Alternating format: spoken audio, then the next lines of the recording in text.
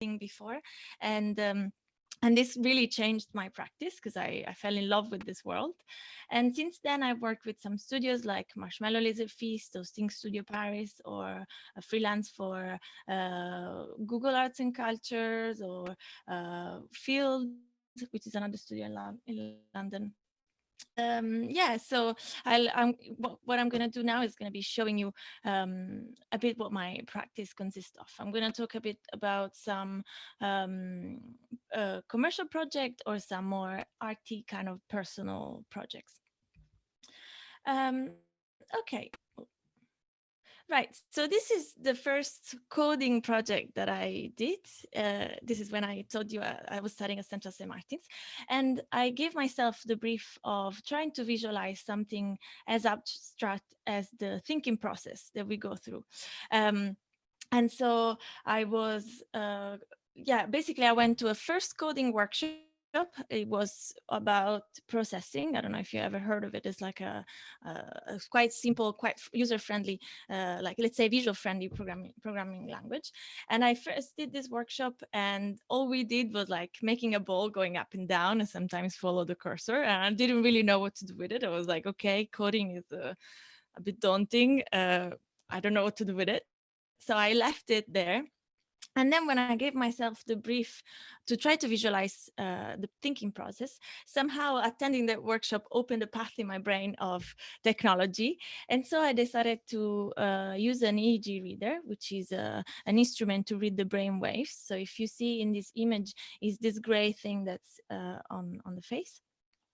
And using this, I let's say coded my way through with a lot of help from my tutors to access the brain. And this way I could visualize how the brain was thinking. So on the right hand side, or probably your left, I'm not sure, where you can see a lot of big pixels and colors, basically where there's big chunk of colors, it means that the person is meditating, because then I narrowed down this concept in this way. And where there is it's all white or Sorry, I simply think you see the wrong slide. you see still Cristina without, yeah. Yeah. Sorry. Okay, now you see all the slides if I go through them. Okay, let's try again. If I play, can you see a new slide? Play the next one. Yeah, I am. You can't see in the next? No. Full screen can be a little difficult when it comes to these things. So I think it's easier to just not have it full screen. Okay, so let's just try and have it as big as possible. Right. Okay, so you can see now another page with lots of colors. Yeah, okay, cool. Right. Yeah, so this is what I was thinking. Like, so this, if you see also my cursor, this gray object here is this EEG reader that I was talking about. And where we see, let's say, the pixels much bigger, this is where I was telling you, like, where there is chunks of colors, then it means that the mind is in a specific state. It's the person is meditating, and when there isn't any change in the color, so for example on the left hand side you can see my face, then it means that the person is not meditating. And this project then eventually moved on in being a real-time experience in front of a webcam. So the user would sit down, wear this EEG reader, and meditate in front of a webcam. And as the person was doing this, it would move the pixels closer or further apart from each other. And this was a bit as if, like, by meditating, you find yourself. So the closer the pixel come together, the more you see yourself, the less, let's say, you meditate, the more the pixels go further apart. So this is a bit how I started exploring this technology world. And then I'm going to show you a bit how I started applying into a more practice-based, like work practice-based. So this was a branding that I did for Sound Anything. In fact, with what I'm going to show you next, you can see a bit like a broad spectrum of, let's say, things you can apply technology to. So hopefully, if you can find, it can inspire you for your own niche, let's say. So Sound Anything is a sound studio with which I actually worked many times. So they do a lot of technology-driven work and immersive experiences, and they often build bespoke softwares to create these sound experiences. And of course, their approach is very bold, is very innovative, and so I created an algorithm which used harmonics, which is a way sound works, let's say, and I tried to visualize them over time. So I built this simple algorithm. It looks complicated, but actually, if you do a bit of Googling, it's much more simple than it looks. And I created then I created this movement over time. Sorry. And basically, what this allowed me is that I could take parameters from the software that they created for each program, each project, and create bespoke logos for each project that they would do. So basically, by feeding these numbers from their softwares into my software, then I could create all these little images, all these little logos, and okay, and then after this, I could apply my visual language to create different logos for each project. So yeah, so this was one of the ways I used processing. So this first programming language I told you about to create a graphic design, let's say, project. This next actually is a VR project. It was an art installation. I hope you can hear the sound. So we created, with the help of two colleagues of mine, we created this enormous inflatable balloon onto which we attached an Oculus Rift, which is a VR headset. And because this balloon was literally attached there, you were kind of forced to hug this thing. So with an Arduino, we hugged a fan that we put inside with the light to recreate all this atmosphere. And then we were tracking the movement of the person with the Kinect behind. So we could see in the digital world what the person was doing. And we could use this movement to control eventually the light in the space. So what the user would see is a very Terrellian world that is, the space is defined by the light. So as the user would move, the light would move as up, and the corners, the angles of the space would be revealed. So it would be basically moving to discover what's around. So this wasn't really a commercial project. This was an art installations that we did, but it was a lot of fun. And especially we tried to create a more engaging experience also of the people that were looking at the installation from outside. So we captured the light color that was in the virtual experience, and we brought it outside with this light that was in these big balloons, so that people that were waiting to try the experience wouldn't just see awkward people wearing a headset moving their head. I don't know if you ever come across the website, the blog, a white guy wearing an Oculus Rift. If you haven't tried, I mean, I hope it still exists.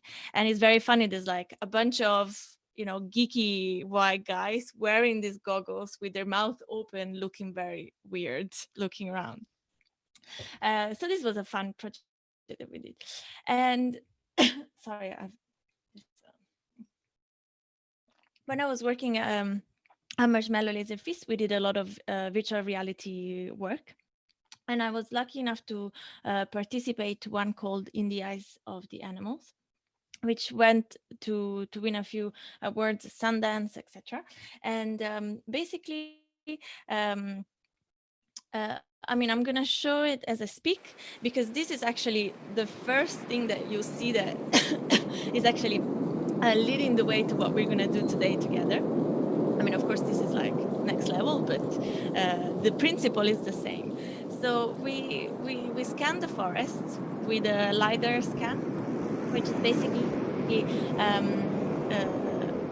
an instrument shoots laser, and when the laser comes back, you can create a 3D map, a 3D model of the virtual world, which is what we're going to do later today with photography. photogrammetry. And so we scan this forest, and then we let the users experience the forest through the eyes of 4 different animals.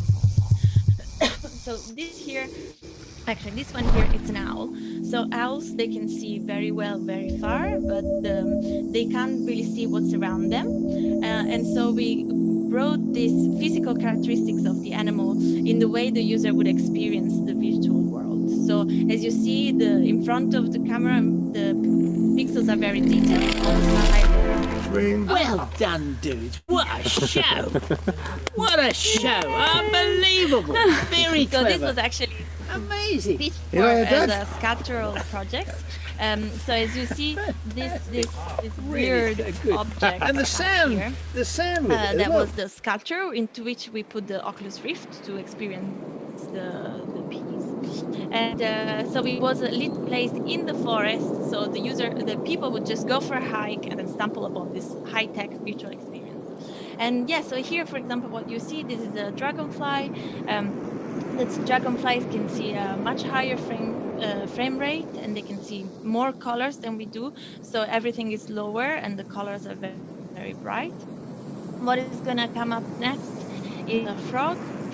They can, the specific frog of this forest could experience what's around by echolocating. So you can see these ripples of light, as you see here.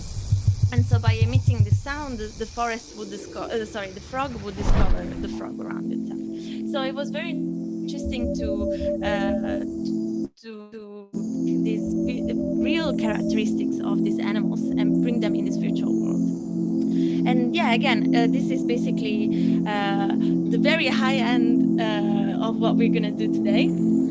So actually, the project itself started Well done, dudes. What a show. going in What a show. in one of the shops that sells those animals, like the kind of mummy-like animals. And we bought a bunch of these animals with photogrammetry. We scanned them, we put them in the virtual world, we started experimenting, and then eventually this is what it became. This is a much a similar project that I did with Antoine Bertin. And we basically here scanned at a festival called Kick. We scanned, this was actually for a sound workshop that Antoine did. Binaural sounds, so 3D sounds in space. And the participants of the workshops were asked to scan with photogrammetry the ears of the participants. Like each other's ears, and with Unity I put them into this sort of 360 world.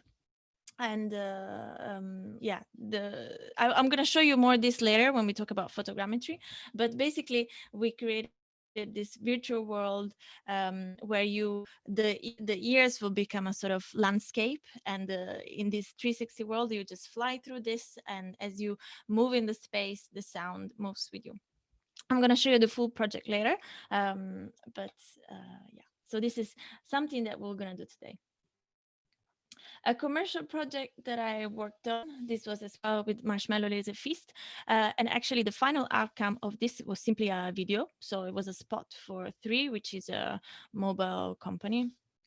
So it was the festival. Well, we were approaching the festival season. Once, back in the days, it was still possible to go to festivals. And they asked us to bring to life musical world, so that basically eventually they could sell the I don't know, some promotions of data and stuff like this. So we had these 3 huge LED screens, as you see here, and we created a software with Unity and a programming language and another software called VVVV, where we created all interactive audio reactive visuals. So from the mask that this band is wearing to the LED walls, everything was audio reactive. And we were controlling even, we created visuals that were tracked by the camera, so they would look a specific way when the camera was moving in a specific way. This was quite a complex, because we had visual running in Unity, in VVV, we had a light show, we had dancers, loads of actors. It was quite mad, but it was fun. Even this one here, which is, it seems very simple, but we had a hologhost, which is a special kind of fabric onto which you can project but still see what's behind. It was quite special. But so this is a bit to show you the different extent of where you can use technology. This eventually was simply a commercial, like a spot that you can see on TV.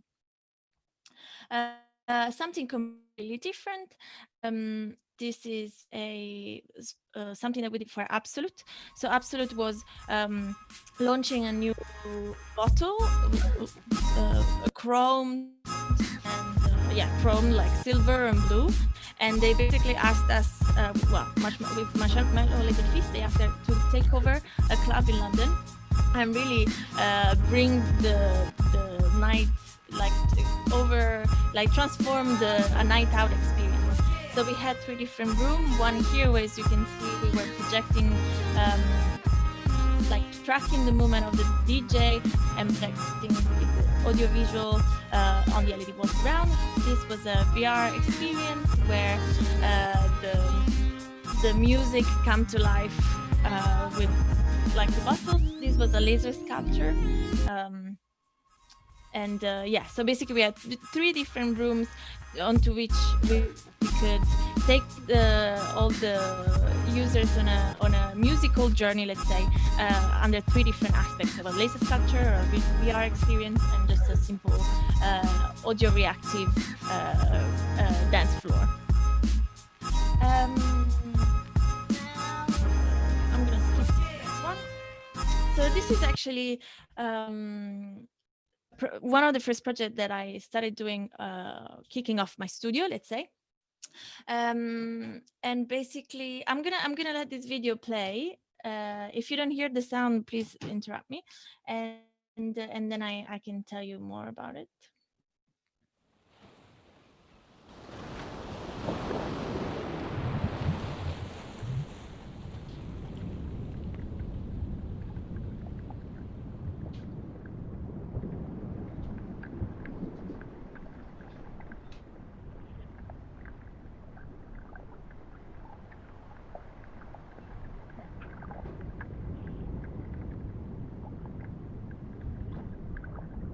Every second breath we take comes from the ocean. But this won't be for much longer. We're in the process of killing 96% of ocean life. If we fail to act, what will happen to ocean life and to us?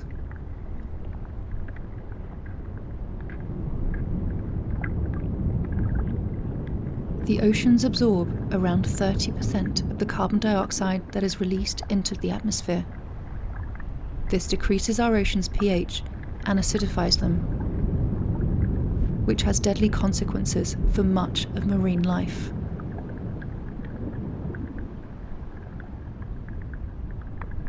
Shells and skeletons dissolve, and marine animals' physiology changes. In humans, even a tiny increase in blood acidity can cause seizures, coma, and even death.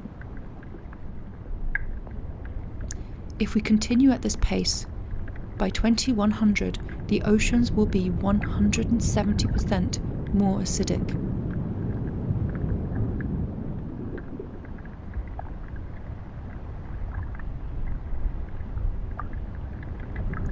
In just 30 years, we are expected to reach the tipping point for the future of the oceans. By increasing global temperatures, we are depleting oxygen in the oceans and suffocating all life forms. Do we want oceans that are empty of life and only filled with our garbage? You still have the power to stop this catastrophe, but the time to act is now. Yeah, so this is a project that I did in collaboration with Google Arts and Culture, and it was developed by New Romantic. So I didn't develop it myself. Here I did the creative and art direction. And so it's a web experience, part of the experiments with Google Arts and Culture, called Diving into an acidifying ocean that really looks into climate change and how this is affecting the ocean, in particular how, as the video said, how basically all the carbon dioxide that we have released in the atmosphere is changing the chemistry of the water of the oceans. And this change, it's a change in the pH of the water, is affecting all the animals. And I found how this is started is basically I found a research on a pteropod, which is a little animal, very, very tiny animal that has a shell that looks like this. And this research was basically projecting the pH levels of the oceans in 2100, and we will have in 2100.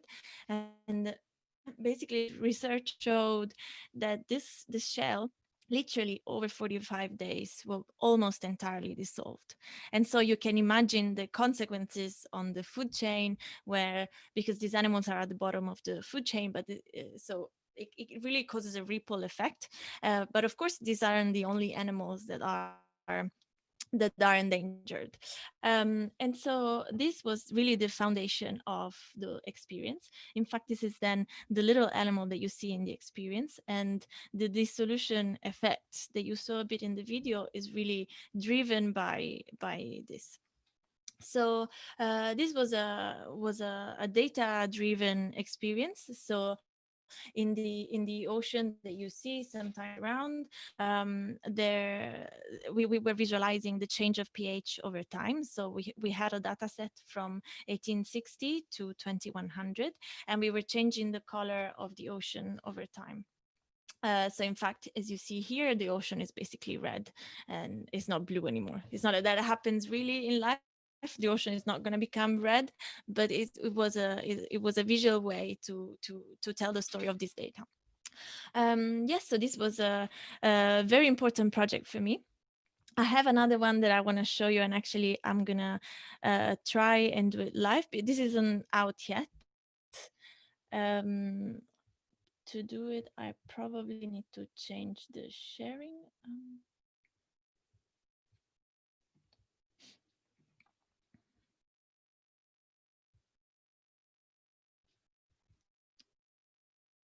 Okay. Oh, I see some messages. So, right. Can you see my screen? The Medusa screen? Go like this if you can. Okay, perfect. Thank you. Right. So this was another web experience, still about climate change, but really looking into how jellyfish can be a visualization of the climate change. Because jellyfish are somehow very resistant to the changing happening in the ocean. And yeah, so acidifying water, rising temperature, lack of oxygen, and increasing natural predators are allowing them to thrive. So basically, this experience covers different chapters. Let's say temperature increase, basic speed, precipitation, low oxygen, and overfishing, and is bringing the user over a different part of the Mediterranean Sea. Cristina, Yeah. it's hard to hear you speak over the video because your video is quite loud. Is it loud? Yeah, Loud? so it's hard to hear you both at the same time. So maybe you lower the video and then we can hear you better. Okay. So I'm gonna just remove the sound, and so you can hear me. Is that okay? Like, it should be fine, right? You hear me properly. Okay, cool. Right. So yeah, we basically we brought the user into different parts of the Mediterranean Sea, and by discovering different jellyfish bloom, the user will learn something about climate change. So for example, 2015 was one of the hottest year, and how does this affect the environment, and how jellyfish are good surviving into this. My favorite is acidification, as you can imagine. And yeah, so it's the same principle. We take the user into different parts, for example, the Aeolian Islands in Italy, and on the southern coast of France, and we give literally scientific information. So this is the same principle. And the last project I want to share with you.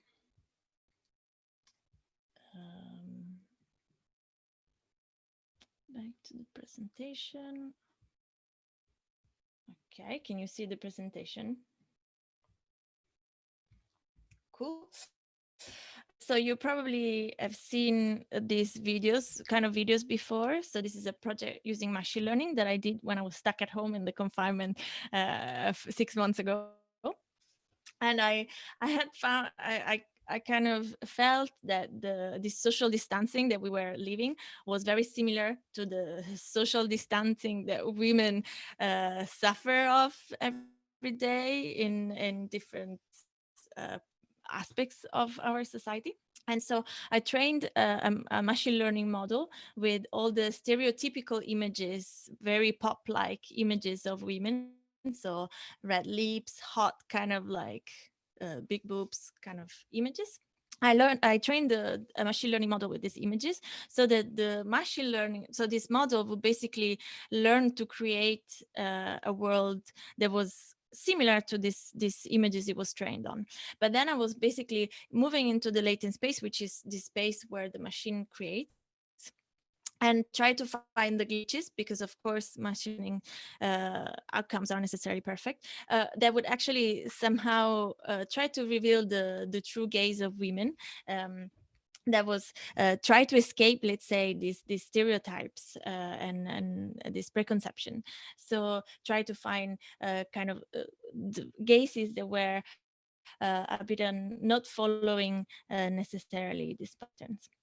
So yeah, this is a very personal project. It's not at all commercial, but something that has been very close to me recently. So voila, this is me. I hope through this different project you got a bit of an understanding of different fields you could apply technology to.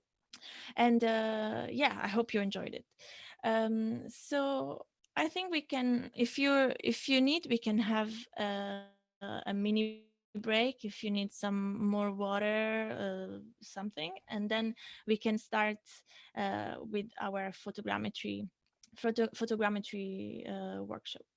Have We have you? questions. Maybe you can ask Yeah. before. Oh yeah. Sorry. Of course. Yes. Questions. I didn't look at the chat during this, so if there's something that I missed, please ask, because I think it's better if you just unmute yourself and ask before I read everything, or if there's other questions.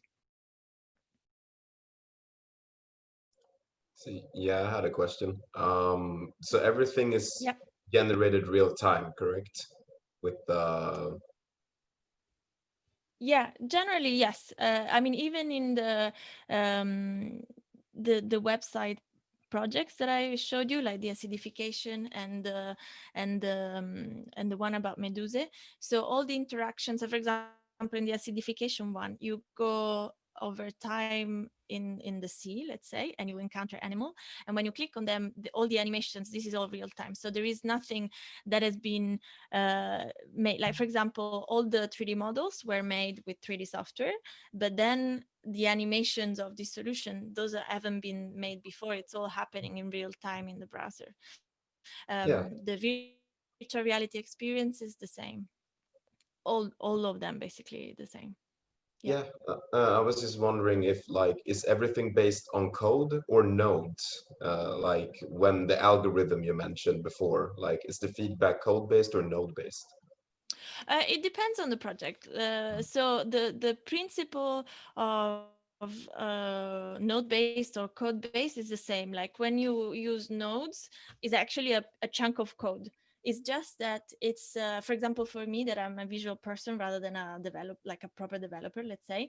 For me, it's easier not to have to code everything from scratch. So what the node-based system facilitates is literally it kind of gathers little lines of code into a node. So it's a little box that you connect. So you eventually make a spider web. Voila.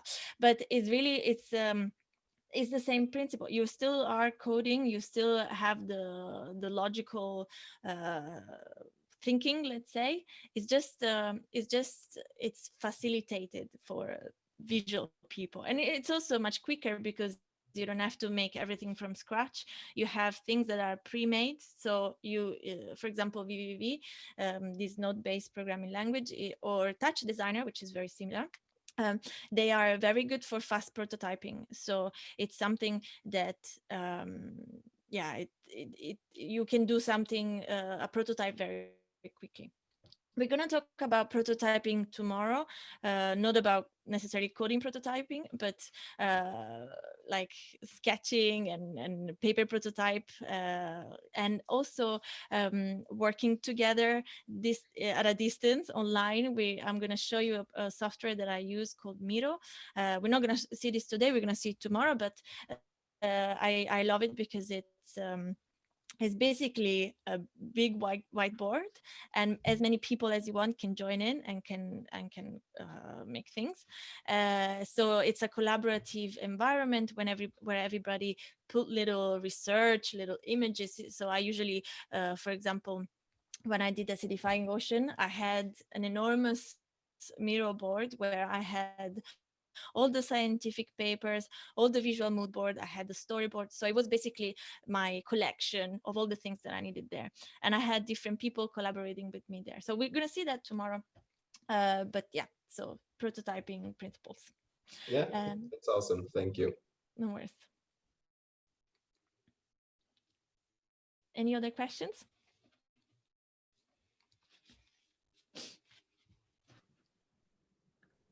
What are you working on right now? Right now, I'm working on a project which is making me suffer quite a lot. It's another project with Google Arts and Culture and the Pompidou, which is a museum here in Paris. It's like an art museum, and we are. I shouldn't be saying this to you, but I am. So don't tweet or whatever. It's basically we are working. So this year it's an important year for Kandinsky because it's almost 100 years that certain things that is practice was started. So anyway, it's important year for Kandinsky, and what we are doing is basically bringing his theories to life. So he was one of the pioneers of abstract art, and he wrote 3 books to theorize about his work. So he literally explained what emotion the red will give you, and so on and so forth. So we're bringing this to life. But one of the key characteristics of Kandinsky was that he had synesthesia, and which means that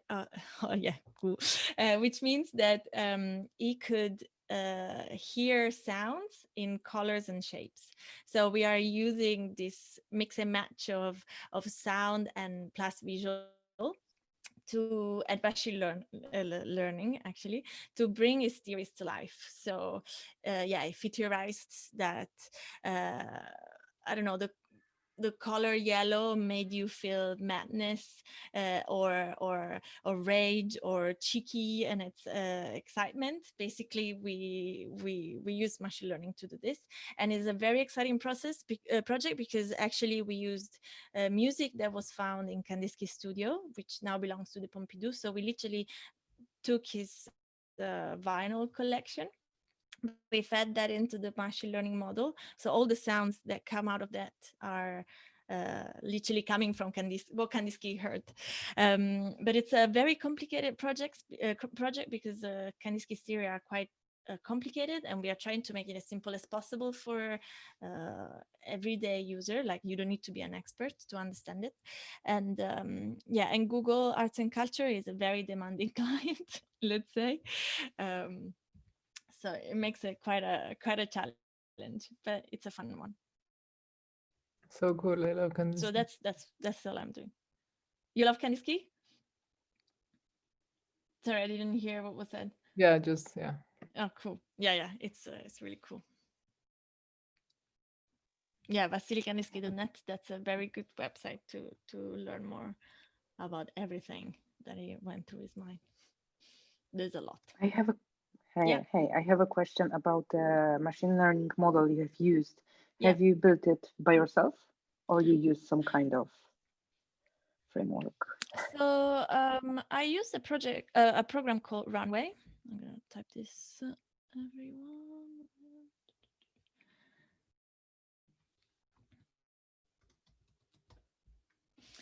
Which is very simple. You can download it, and there's some models there already, and so you can run one of the existing models. But you can also use it to run your own model and train it on your own things. You have to pay for it after a while because you use someone else's machine, let's say, to run the model, because it's quite it's intense hardware wise. um, yeah, so basically I mean, as I said, I started as a visual person, and so for me, hard coding, like hardcore coding, let's say, it's overwhelming. And so I try to find my way around shortcuts, let's say. So if there is a program out there that can help me do something without having to spend days and night coding, I definitely go for it. And Runway is one of these. Or like Touch Designer, VVV, there's also Unity. I mean, there's Unreal Engine. They're all really, really user friendly, let's say, and not necessarily for developers only. And yeah, Runway ML is very straightforward. It's very good, simple to understand. So if you want, I highly recommend to mess around with it, because it's a fun one. Super. Thank you so much. No worries. Where could you find Runway? Let me find a link. I mean, we're not gonna use this today, but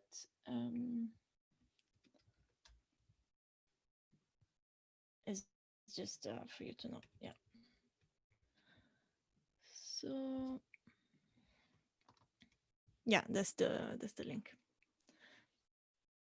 Yeah, Runway ML. Sorry, it's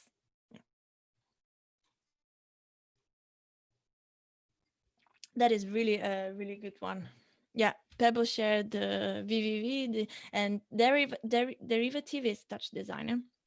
It's this node-based programming language. There's also in Unity, which is Unity is also really good to create app that you can have on your phone. And there are some node-based things in there too.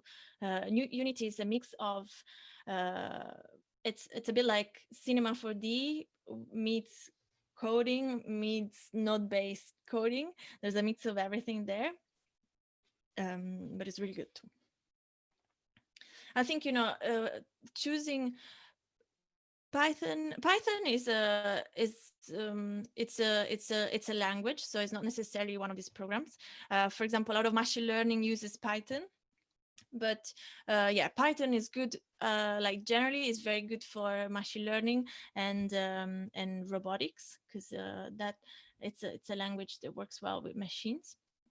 But yeah, so Python is a language, or there's like C#, C++, there's Java, JavaScript. There's tons of languages. Unfortunately, like WebGL, you can go crazy with the amount of languages that are out there.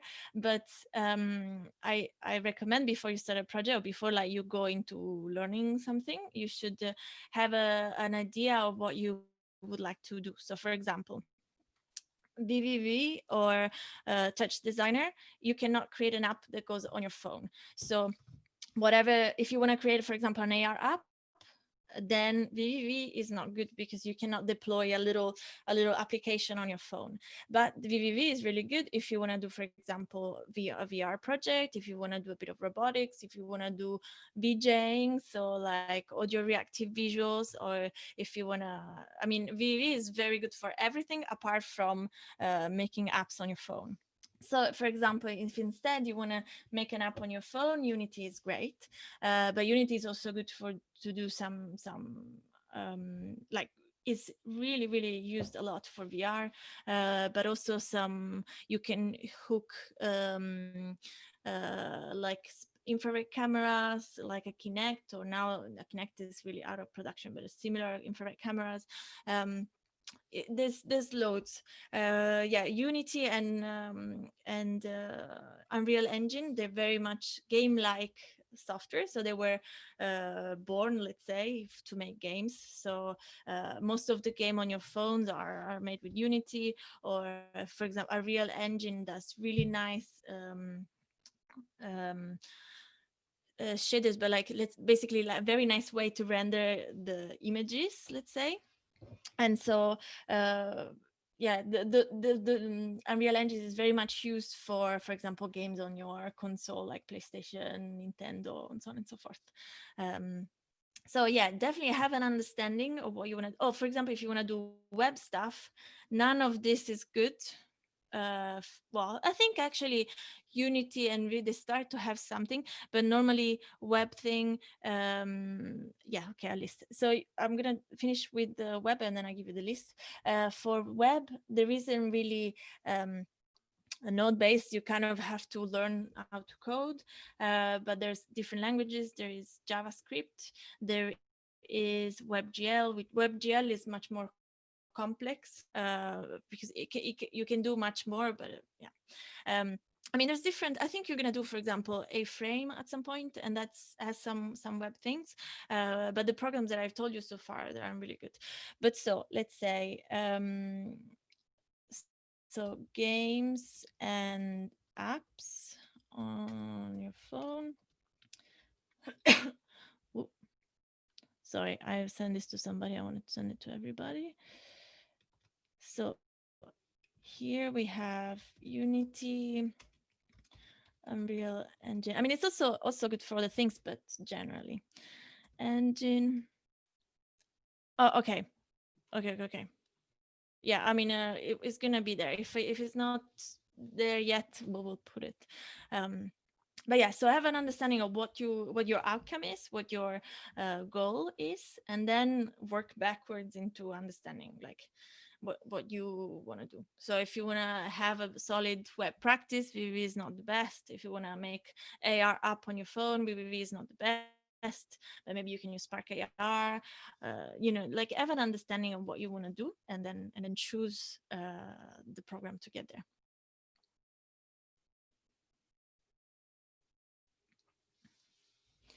Any other questions?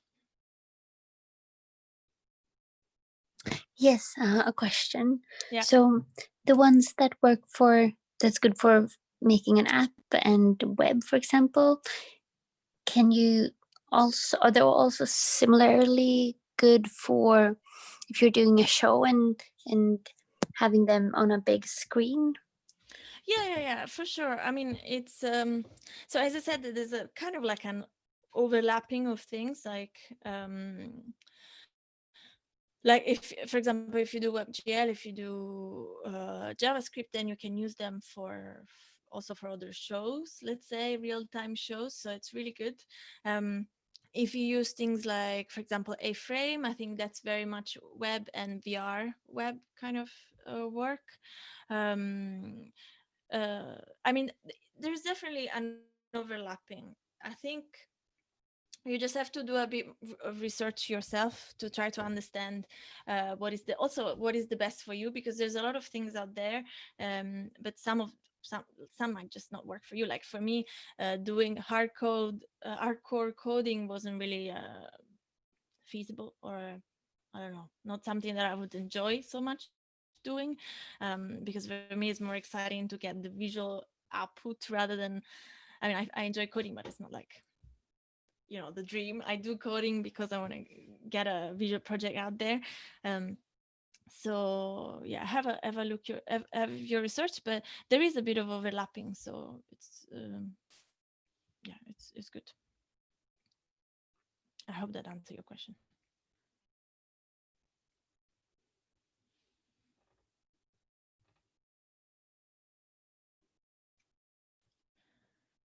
Okay, any other questions? Okay, we can start. All right, let's start. So I hope you all downloaded the software. I'm gonna do an introduction of what photogrammetry is. I showed you a few things, but I'm gonna show you better. I just need to find one thing.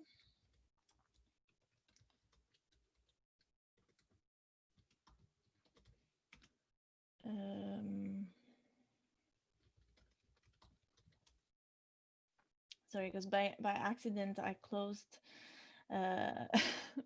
the project I wanted to show you. Okay, here it is.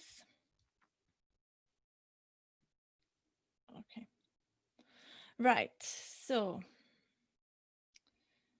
let's go for photogrammetry.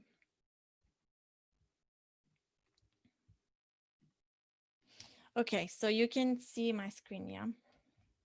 Go like this if you do. Thank you. Oh, okay. Right, so photogrammetry. I showed you a couple of projects earlier this morning. And so basically is the art and science of extracting 3D information from photographs. The process involves taking overlapping photographs of an object structure or space and converting them into 2D or 3D digital models. What this means is you have an object in your house, whatever, or you want to create something, and what this process photogrammetry allows you to do is to literally simply with your phone or with more complex, like more sophisticated, let's say, cameras, you can take a lot of pictures of this object, and by putting them in a software, it's a very simple process, you can then generate a 3D model of this. So literally, I have this piece of coral here, and it's literally, I can touch it and it's in my hand. And then I'm gonna go through the process of taking lots of photos, and then I'm gonna have the 3D model of this in my computer.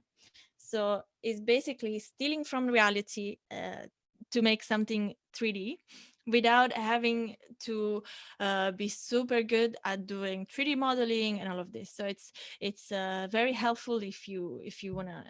It's also, I mean, it's not the fastest process, but it's fast. So it's good to do things that you wouldn't necessarily do. So this is a bit what it looks like. This is what it's gonna look like in the software that we're gonna use. But I put this image here to show you a bit how you have to take pictures. So if you see, can you guys see my cursor as I speak? Yeah, okay. So as you see, there's kind of like a line of pictures. So these blue rectangles are pictures that have been taken of this model. So let's say somebody had the sculpture in its house and he wanted to create a model of this. And so what we will do with our phone is going to be to go around. Sorry, I don't know what's going on with me today. It's going to be to go around this object in a line, because we're going to have to take different, let's say, point of view, and take lots of pictures. So you see there is one, like, let's say, eye view, there is one top view, there is one bottom view. So basically, we're going to have to take loads and loads of pictures to try and cover every single angle of this object. So that basically what the software is going to do is clever enough to understand where all these photos are in space, and understanding this position, then is going to be able to put all the photo together, mash them together into this 3D model. So so it's very straightforward. This process actually uses a lot of complex math, but we have nothing to do with this. We literally are going to put the images there. We're going to follow a workflow, and the software does the whole thing. We just have to be careful at taking pictures in the right way. So for example, so as we said, walk around subject and take a photo at every step. Be sure to stop to each photo to increase sharpness and reduce rolling shutter issues. So don't go too fast. Take your time. It's a process that will require patience. Let's say, you have to take your time at every step, and and do it properly. Keep the lighting consistent and bright. So having hard shadows is not really good. So we want to have a nice light structure around the object that we're scanning. So make sure that you, like, ideally this object is going to have to be illuminated from all angles. And yeah, so that every part of the object is bright enough. So in photogrammetry studio, they usually use a huge rig with cameras, and every, like basically every of this rectangle is a camera, and there's light everywhere, so there is no shadows basically, because of course then eventually you're going to have your 3D model, you're going to want to make probably the shadows yourself. So the model should be as bright as possible and not have any shadows. So if you use your phone, don't turn it around and keep it either portrait or landscape. So this is especially important for today because you're going to use your phone to take pictures. So doing like look at me 1 second, not at the screen. If you take one picture like this and one picture like this, so portrait and then landscape, this is not good for the software because it gets confused. So either you take them all portrait or all either all landscape or all portrait. So you have to choose which one you want, but then you have to stick to it. If you use a camera rather than your phone, because maybe you have a nice camera and you want to try with that, then you have to not change the lens. So you can zoom in and out. You have to keep it consistent. The same with your phone actually.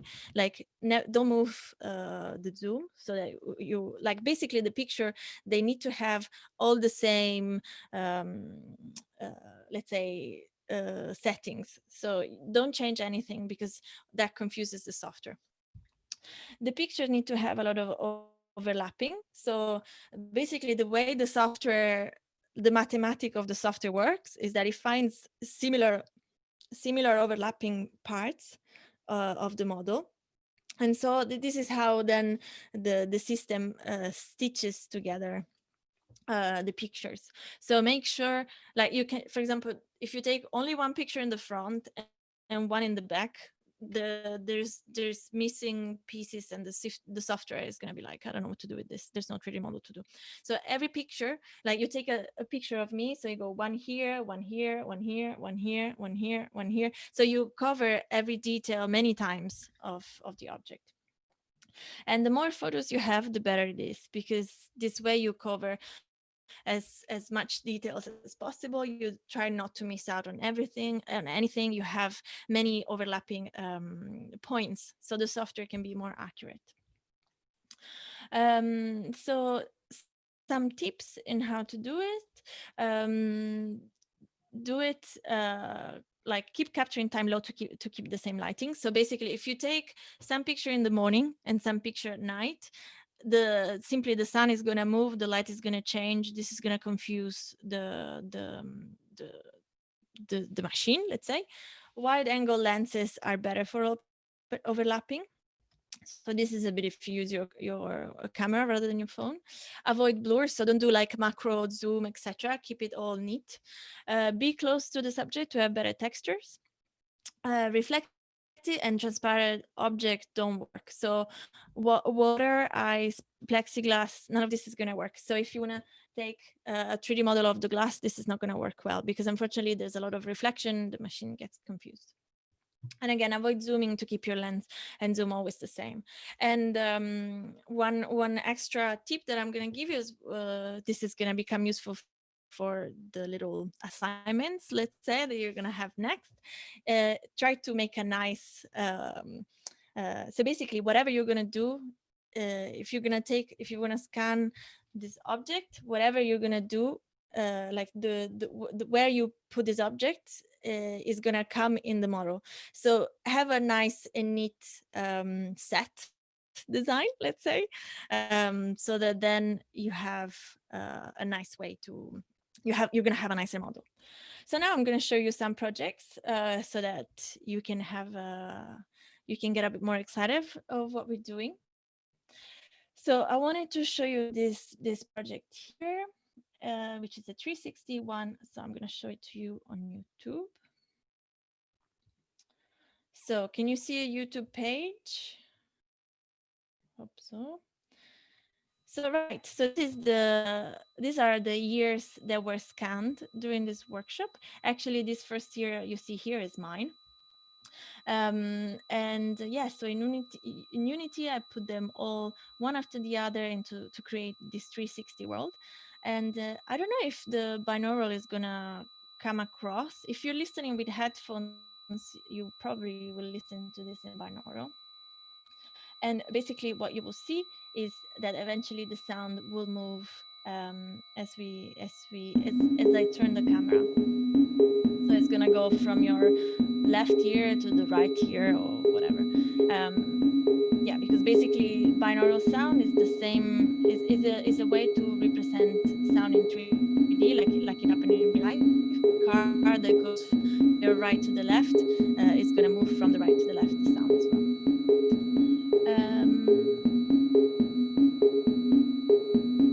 Okay, it doesn't work with the Zoom. Okay, I'm sorry. But yeah, so I'm gonna share the link so you can try the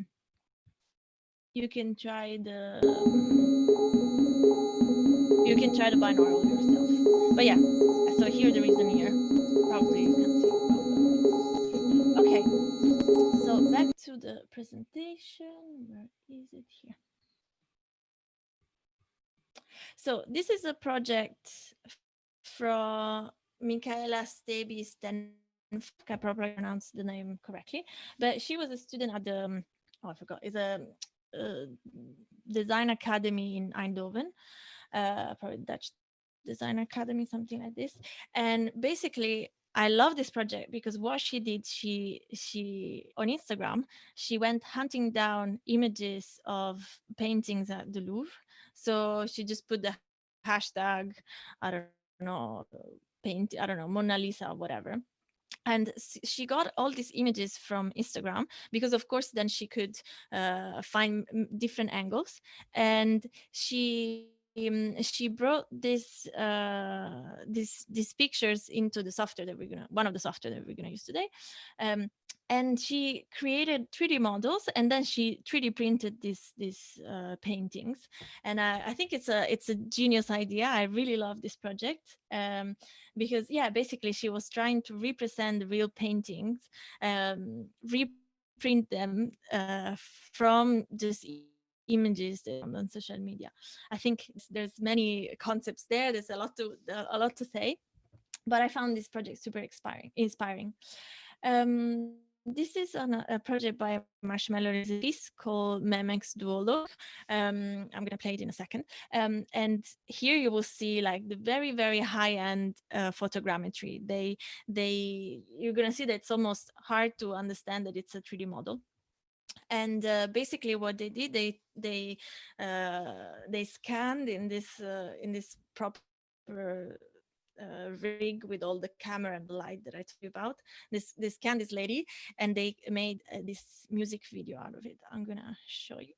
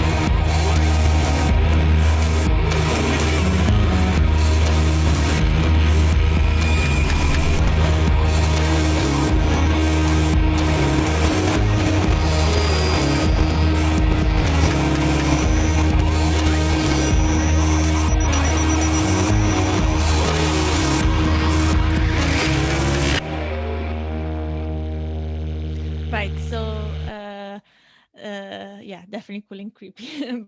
But it's awesome, I think. So yeah, basically what you saw was Beryl's head plus some 3D models, etc. But that lady that can tell you how much you can push photogrammetry to make something that's almost perfect. The only thing that wasn't photogrammetry but was made in 3D were the eyes, because as I told you, watery things cannot be, don't work in photogrammetry. Yeah, so crazy project. This is another one from MLF called Chameleon.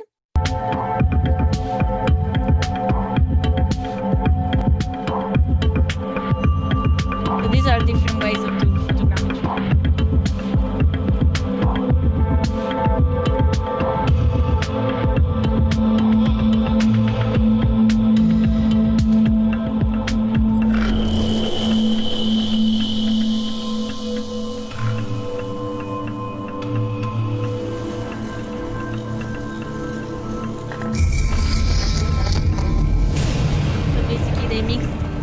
Of people that they scanned with laser scanning, like the LiDAR, like in the SMP animal that I showed you.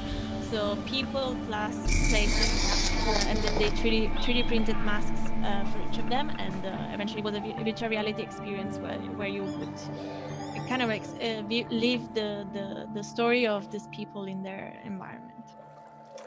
And the last project I want to show you is by Liam Young, Where the City Can See, and this is done with LiDAR scanning. So, which actually are often used in architecture. So, yeah, in like urban engineering. So you can see that there's high detail for city, basically, or parts of city.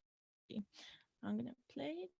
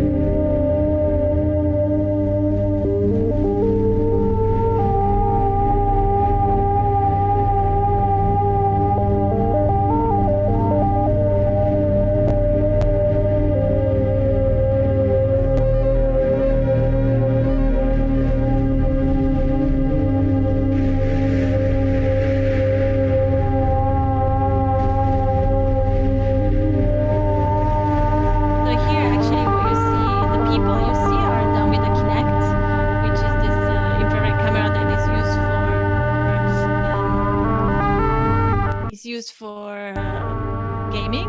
Now it's not available to buy anymore, but yeah, it's a live, real-time, basically, way of streaming moving people somewhere. They're eventually be recorded, but it's normally used live.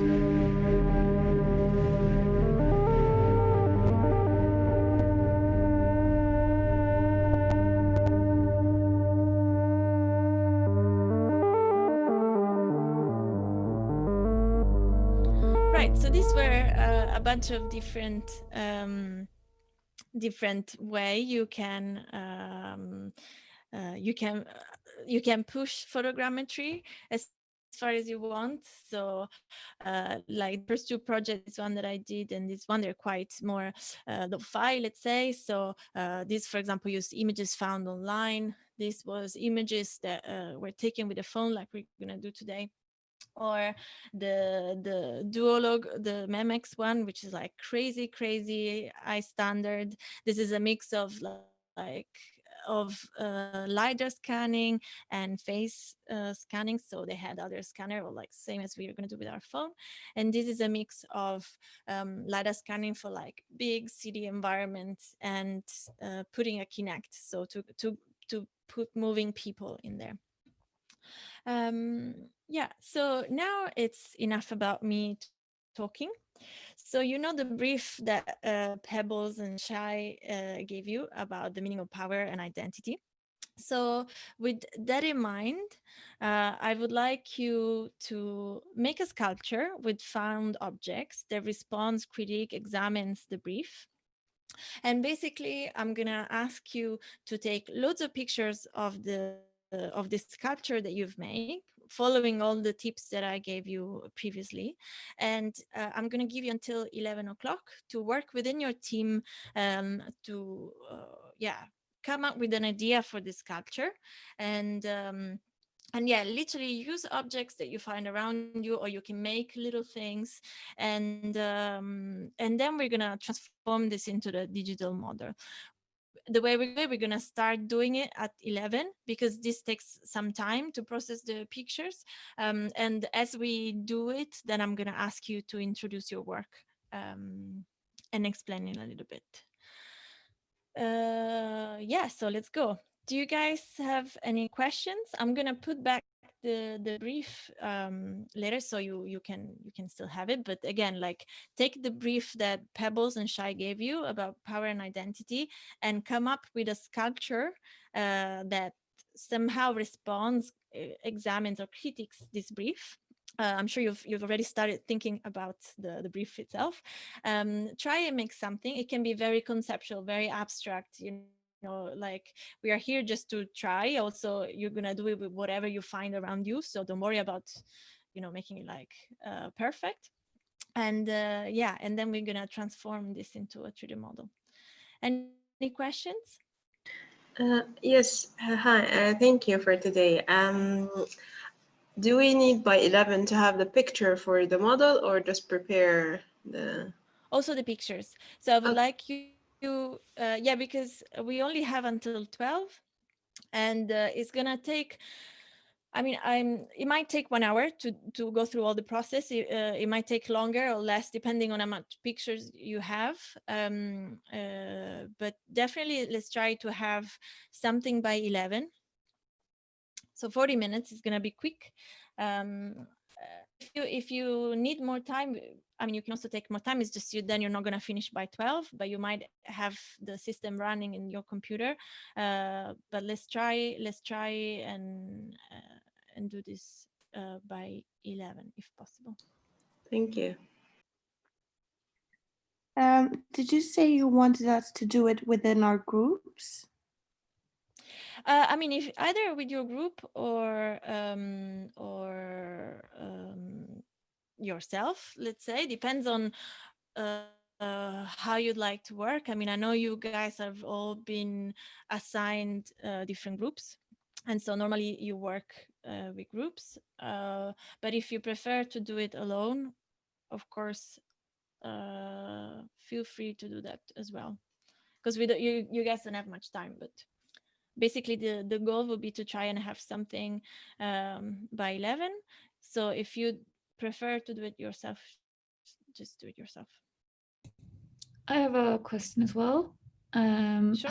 How do you add the pictures to the software? Oh no, we're gonna do that together. So you just have to have, yeah. So you just have to have the pictures. So from your phone, just transfer them to your computer. And then we're gonna do that together. So you don't have to worry about the software and how that works. We're gonna do that together. That's the part that's gonna take some time. You just have to make a small sculpture, take the pictures, following this, take pictures from above, pictures from the front, and make sure you can go all around. So if you I don't know, if you do it on a sofa, make sure that you can still take pictures from where the back of the sofa is, and so following the structure, and then we do the processing them together. Yeah, and maybe the question to the group discussion. So perhaps what I suggest, you guys, I mean, I can create the breakout rooms, but I need to kind of assign, and not everyone is in the same room. So I suggest that maybe we can keep this Zoom main room here, so that Cristina is kind of here to attend to some questions if needed. And maybe you guys in your own group can create your Google Meet rooms separately, and you kind of mute your main Zoom here, but then you can discuss on your Google Meet little groups. And I suggest maybe like everyone can experiment the software regardless, but the group discussion is much more of like sharing and discussing and examine the object itself. What do you think, Christina? And everyone? Yeah, I think don't worry at all about the software because we're gonna do that later. It's so yeah, work with the groups ideally to come up with a quick idea for the sculpture. It can even be just one object. It doesn't have to be a complex sculpture. It can also be just my coral, and then you're gonna tell me it's my coral because it makes me feel empowered. Whatever. This is very superficial, but like. So it's discussion, not so much of exploring the software yet. It's more like they Yeah. get to the group to discuss. Yeah, so you only have to make the sculpture. It can be either you make a sculpture, so you put 2 or 3 objects together, or you just put one object, and then you have to take the pictures of this. So yeah, make this sculpture, and then take pictures according to this. I'm gonna put this image here, so we have it there too. So approximately how many pictures do you need at the minimum to make it look good? So I would say minimum like 70 would be good. If we go for more than 70, then it takes longer to process. But yeah, so I would say something like this. You can also go for like 50, but maybe it's a faster process, but maybe the 3D model is not as good. But kind of consider that number.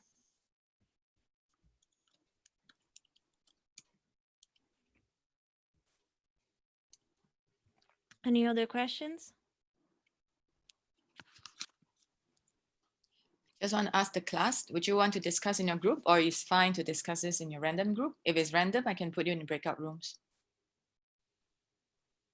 Just put in chat, like own group or random. I prefer like having own group. Okay. So then it will be faster if you self-organize with the Google Meet than if I assign into like finding the names and putting you into the breakout rooms actually. So is it okay if you guys self-organize a quick Google Meet room?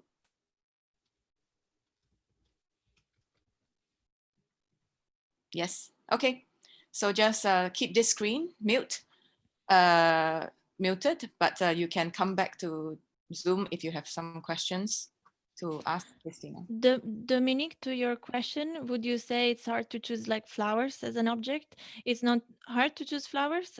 Just make sure that you take good pictures of them. I mean, like when we're gonna do the 3D models, if there will be a mistake, it's also good so you understand where the limitations are.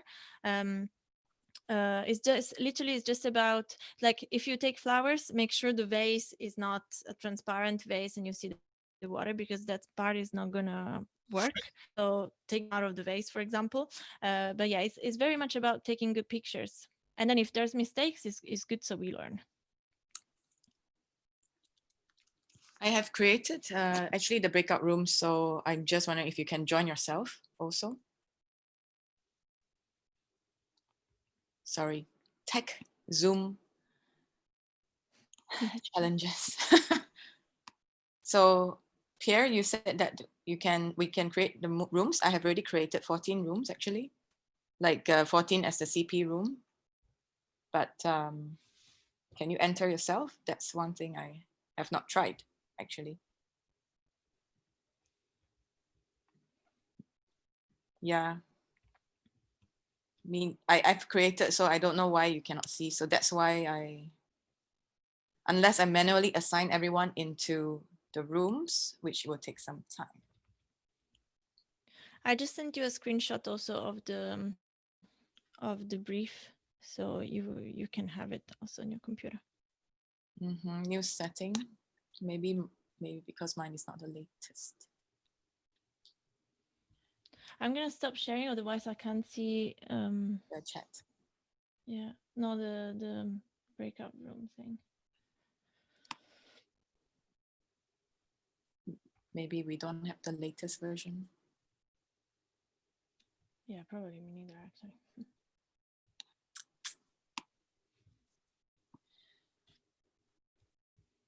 So I don't have the latest version, and for me to kind of update this right now, I almost have to exit this room to do a reboot, which might end the meeting for all, since I was the one who opened the room. So yeah, I think if we want to be a bit more efficient, don't mind this time round. Can you guys self-organize with your Google Meet room and keep this on the side? Thank you. Yeah, and I'm Cristina, gonna be here for. Oh, sorry, go on. I was just wondering, like, what level of reflection can something have?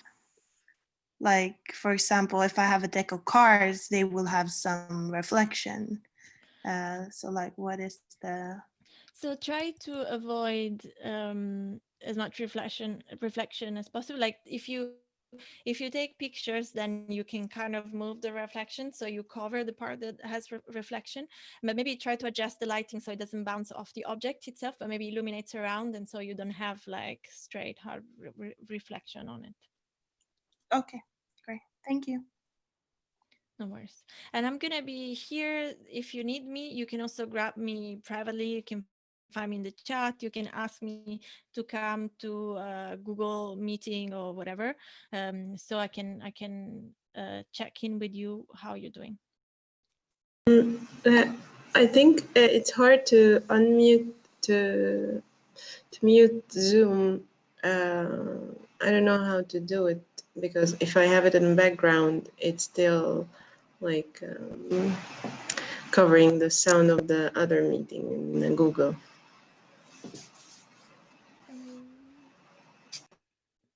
I can mute myself, but I cannot mute the speaker. I'm checking if there is a way.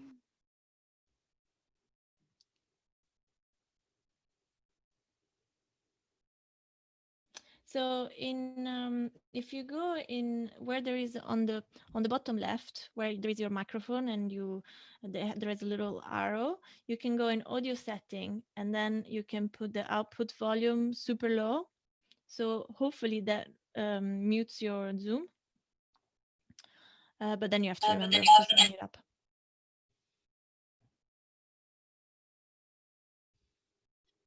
So I'm gonna talk to see if you can hear it or not.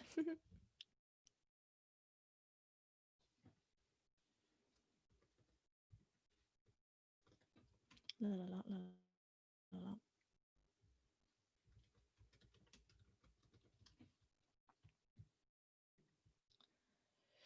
Okay, guys, so go for it. If you need some more time, that's okay. But yeah, let's try to come back with something.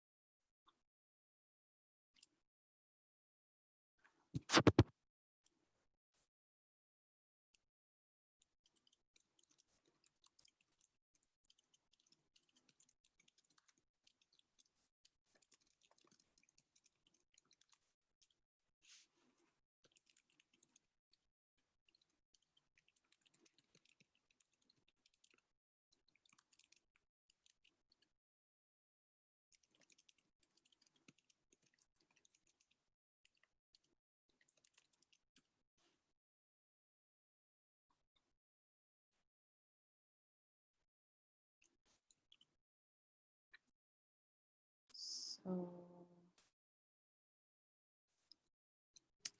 Yeah, so perhaps I can make the room also myself. So if you want, you can leave and then I make this. right. So basically, I think make you the host. I think only the latest version of Zoom allows the self entry. Like I can create the rooms, but the latest version allows them to enter themselves, pick which room to enter. But I need to leave this Zoom meeting now so that I can update the latest version.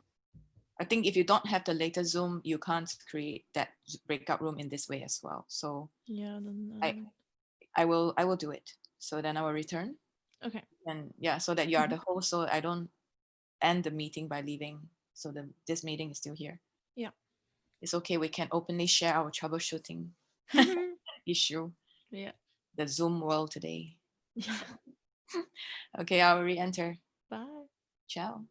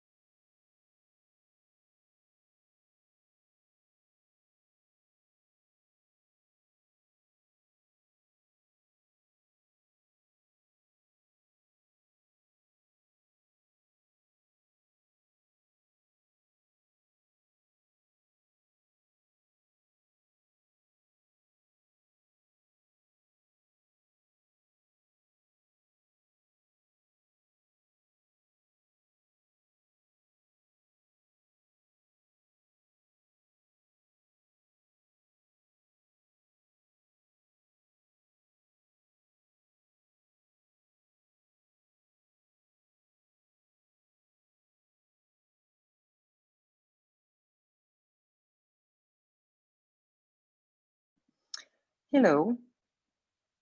Is someone here? Yes. Nice, Christina, yes. Hi. Listen, I have a question. What about the background of the object?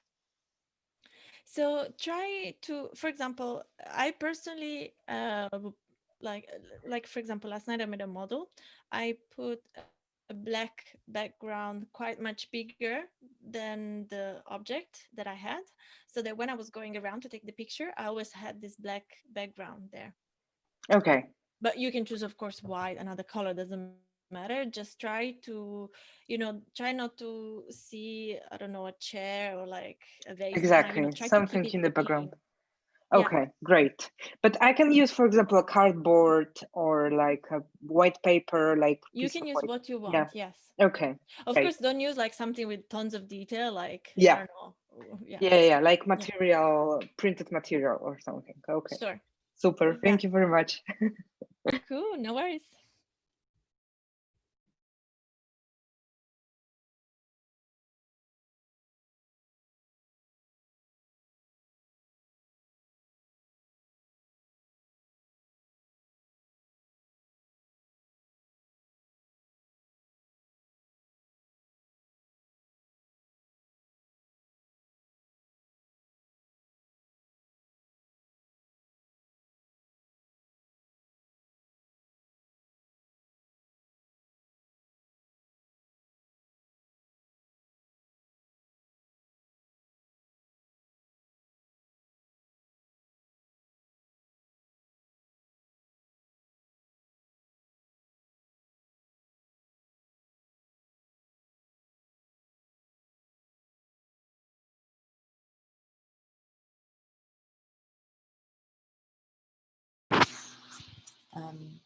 Chris, so I'm back.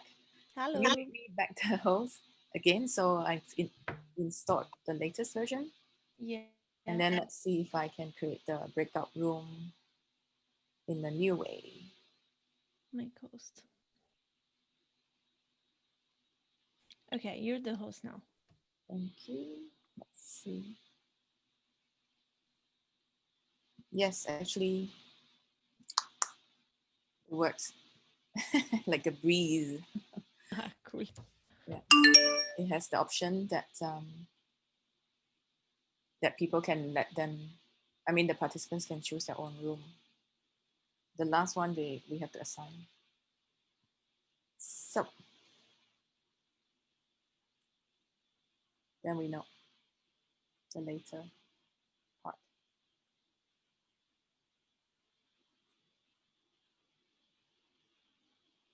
Okay, cool. I go grab a glass of water. I'll be back in a couple of minutes. Do so.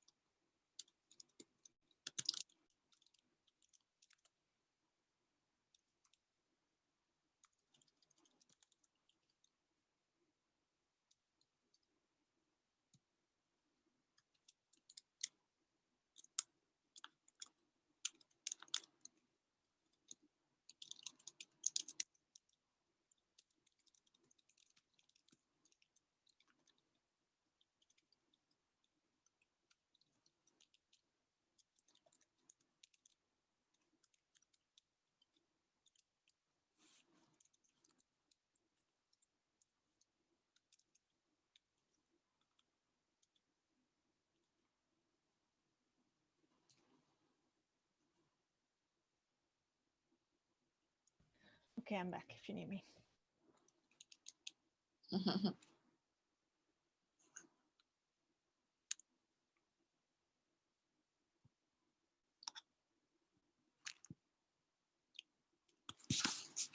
I think the silence is because they are in other rooms discussing.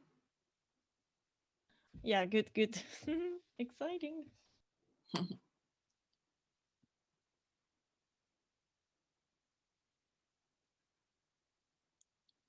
Make you feel less lonely.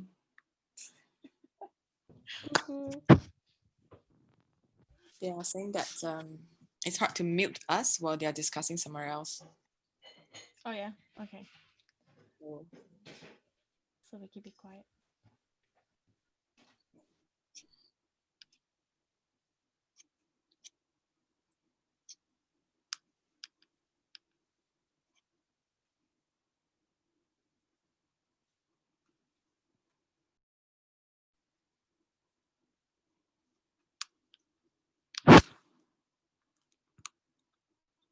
you can have your break also, meanwhile, if you like.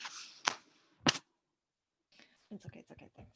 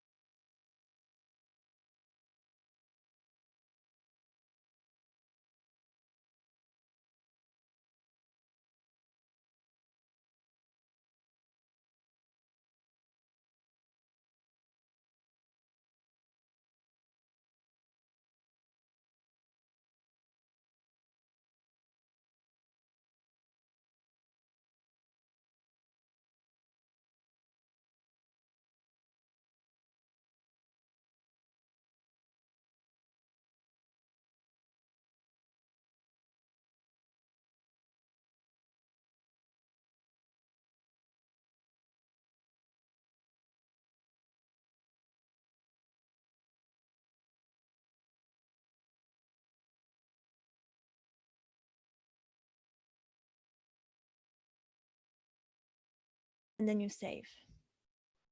So again, it's export. Let me just take more pictures so that, oh, I deleted them. Let's bring back a bunch.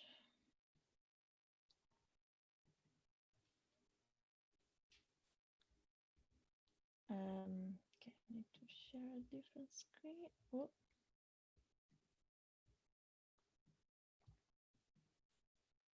Okay, so basically if you have lots of pictures, you're gonna have a lot of pictures here.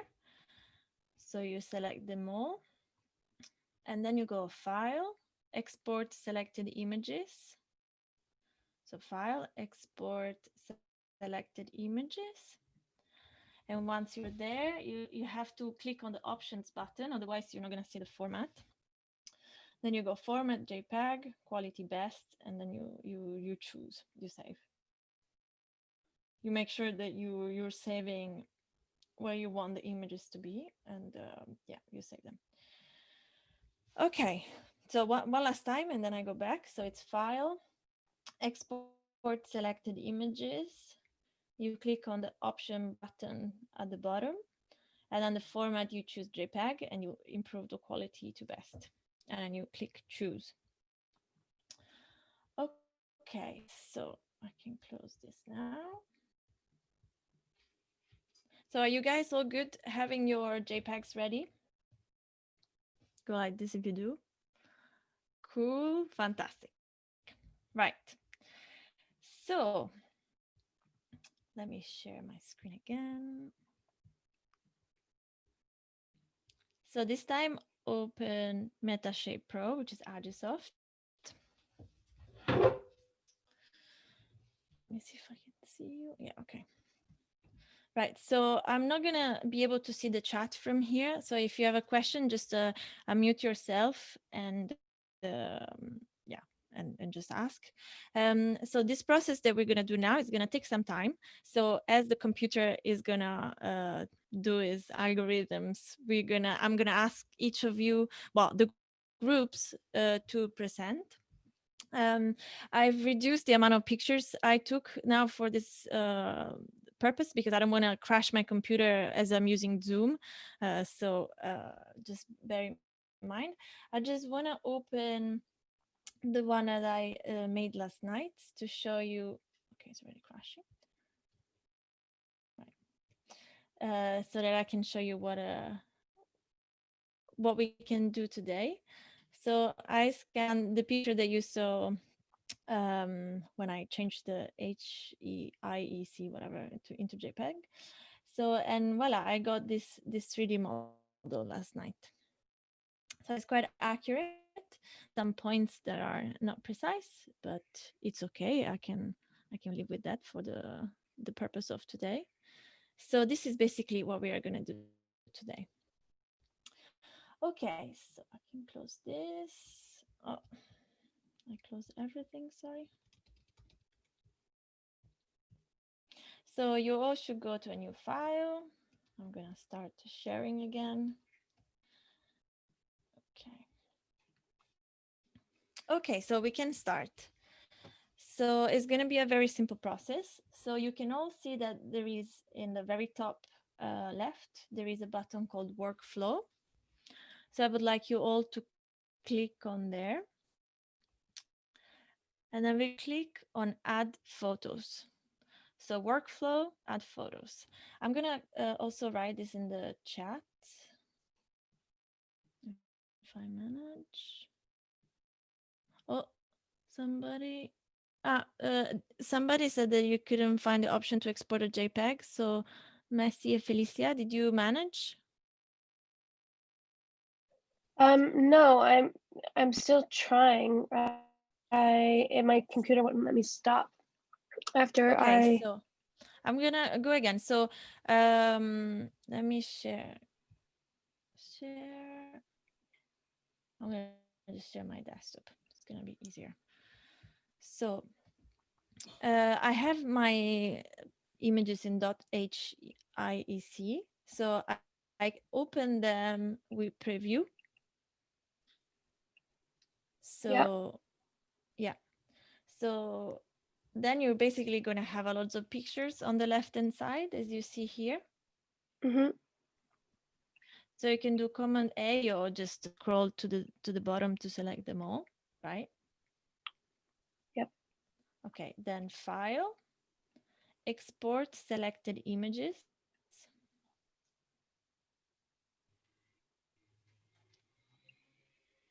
Okay, so I have to press Options in order to change it. I didn't see. So once you get there, you have to press Options. Yeah, it's a bit bizarre. It's hidden. You have to press On, and then in Format in the drop-down menu, you have to choose JPEG. Okay. You choose JPEG, and then you make the quality best. I mean, if you don't want quality best, it's fine as well. But yeah. So is everybody okay Thank with you. this? Let me find the chat. Just, can you just give a minute until we do the step? Yeah, sure. Yeah, thank you. So you tell me when you're ready, and we continue.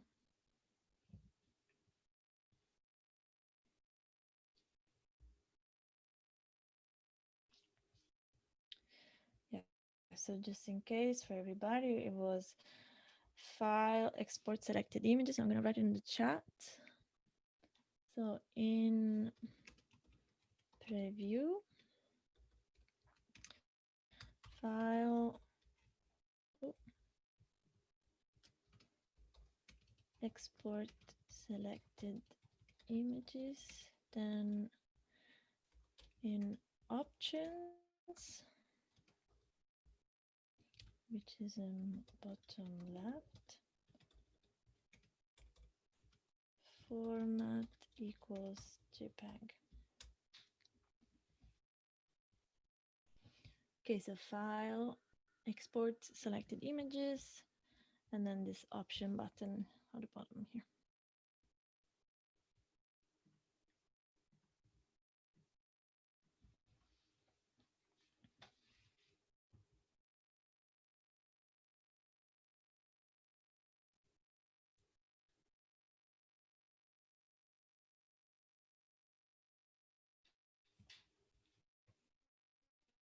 Okay, you're good. I'm gonna continue. So then in Meta Shape, we go Workflow and add photos. I'm also gonna write it here in Meta Shape. I hope, by the way, you guys started the free trial and there's no need to pay for now. 30 days free. In Meta Shape, we go Workflow. What's this called? Add photos.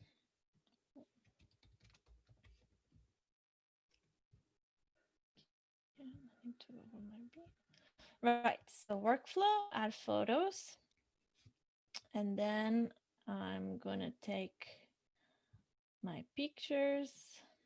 As you see, the .hiec, it's not folded the program wants. So I'm gonna choose all my pictures. As I only have 30 to try and keep the rendering time short. You might have your computer going further, but yeah, it depends on the machine, the quality of the machine you have, how powerful your computer is, and yeah, how many pictures you have. So I click on Open. Okay, yeah, this happens if you turn your phone. I didn't turn my phone, but probably I have some settings that are wrong, but yeah, last time I did it properly. So, and once we've done this, so again, Workflow, add photos, and then you choose your photos, you add them. And of course, I'm gonna save because we know that saving is key. So it's either Command S or just File, save. I mean, this you know, and you can call it, I'm gonna call it Ear Light because this is the one. I choose my folder and save it, and that's good. Can't save in demo mode. Yeah, ideally you should start a trial. If you cannot save in demo mode, either you want to risk it, and if it crashes, then but I would say since you you only set it now, try to start the trial. Yeah, exactly. There is a free trial. So usually when you open the program for the first time, it asks you to insert a number and letters for if you pay for it, or you start your free trial. So start the free trial for 30 days. Probably you can also do preferences. No,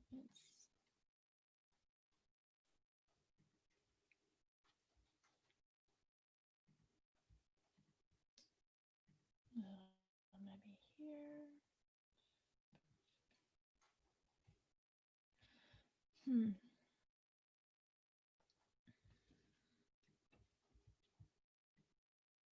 Okay, just restart the program, pops up again. Okay, thank you. Voila.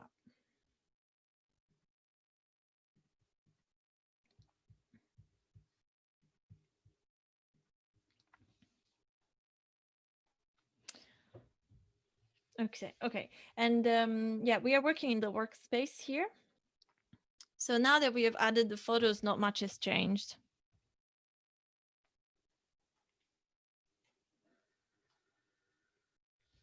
So how are you guys doing? Take screen. Yeah, exactly. Take screenshots, so that would be good. I'm writing the steps, but honestly, it's gonna be extremely simple to the point that we are just gonna use the workflow tab, and we are gonna go for all of this. So maybe I just restart so that Emily is not alone. So hopefully here you're gonna be able to start a trial. So workflow, add photos. I'm gonna choose my photos.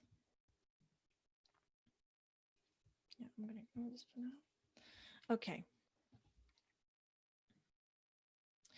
So you're gonna notice as we go through the steps, there's gonna be one of these grayed out buttons, let's say, they're gonna start to highlight, which means that now we can try the next steps.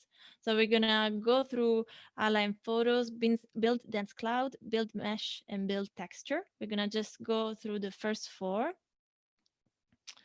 Okay, yeah, okay. Right, so now that I've added my photos, I'm gonna click on align photos. Yeah, if you're like for the purpose of today, because we might yeah, I mean, if you cannot save, just don't save. Hopefully it's not gonna crash. So if you go for the highest, it's gonna take longer. We don't want to take too much time because we have 45 minutes. So actually I'm gonna put it I'm gonna keep it too high because I only have 30 photos, but let's see. So if you have an old computer, I'd advise to keep a low settings basically, or like at least the mediums, otherwise it's gonna take a very, very long time. If you don't finish going through all the process within these 45 minutes, it's okay, you can continue later. We are literally going through the workflow. It's going to be very simple. At the end, I'm going to give you a summary of the steps. So you can leave your computer to take its time overnight or whatever. So yeah, you can have an accurate model eventually. So I'm going to press OK. And so now it's going to start processing.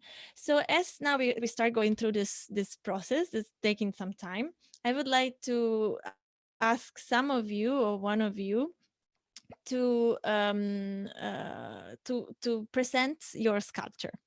So is there a voluntary that would like to start?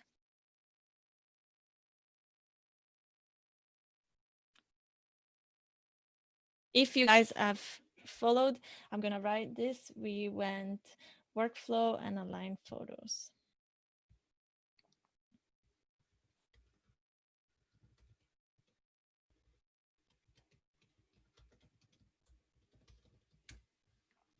If there isn't a voluntary and you prefer just to look at your screen and what's happening, it's also fine. It's just that at some point we're gonna wait, and so we're gonna have to kill that time. So is there a volunteer that would like to present the sculpture?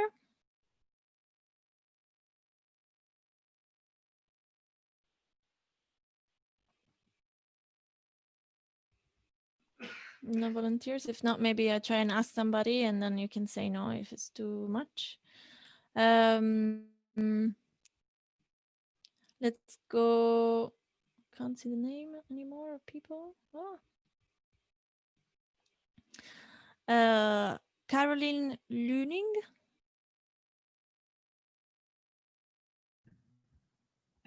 Yes, hi.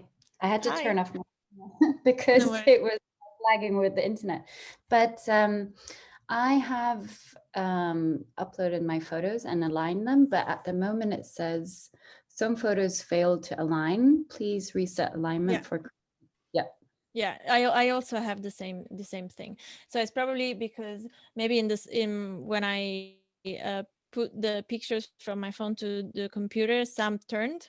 So we would have to make sure, like next time, if you have this, go back to your photos and check. Otherwise, I mean, it's not necessarily going to matter too much. So you can see I already have some picture. You can kind of see an ear starting to take shape there. So don't worry. So one thing to move in this space is not very visible, at least for me, but as you hover on your model, you see now there is this blue line, now there is a red line. It's basically the axis, which you can also see is the X, Y, Z axis that are at the bottom right of your screen.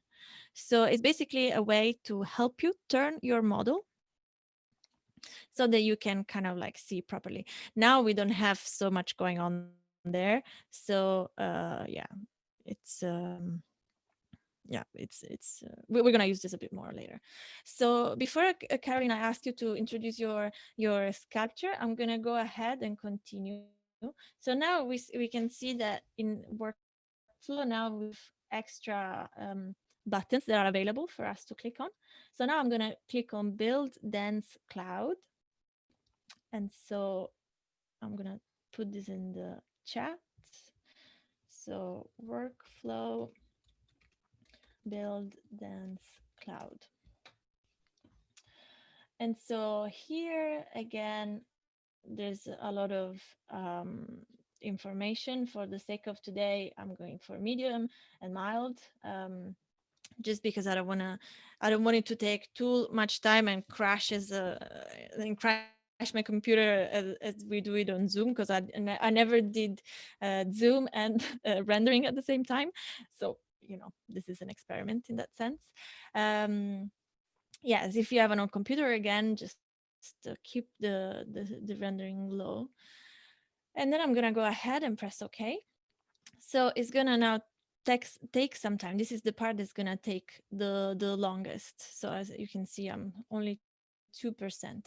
So Caroline, since I asked you, unfortunately, I'm sorry. Did you get a chance to click on build dense cloud already? Okay, you're mute, I think. Do you want to talk a bit about your sculpture? Sure. It was actually, I had a bit of troubles finding something that I could take like good photographs of. I had a pretty beautiful sculpture at one stage, but it gave off a lot of reflection. So I ended up with a matchbox, which is in metal, but it's like a designed matchbox. So it's just literally square. But yeah, so that, and I guess if I'm going to relate that to power, that fire is power. I don't know. Is that cheesy? Yeah. No, I mean, it's okay. I mean, you had like 45 minutes to come up with a concept, take the pictures, you know, it was a very demanding brief, let's say. So you did absolutely very well, don't worry. Yeah, okay, cool. Thank you very much. I'm gonna to continue with your work. Is there anybody else that would like to share something about the sculpture that you're doing?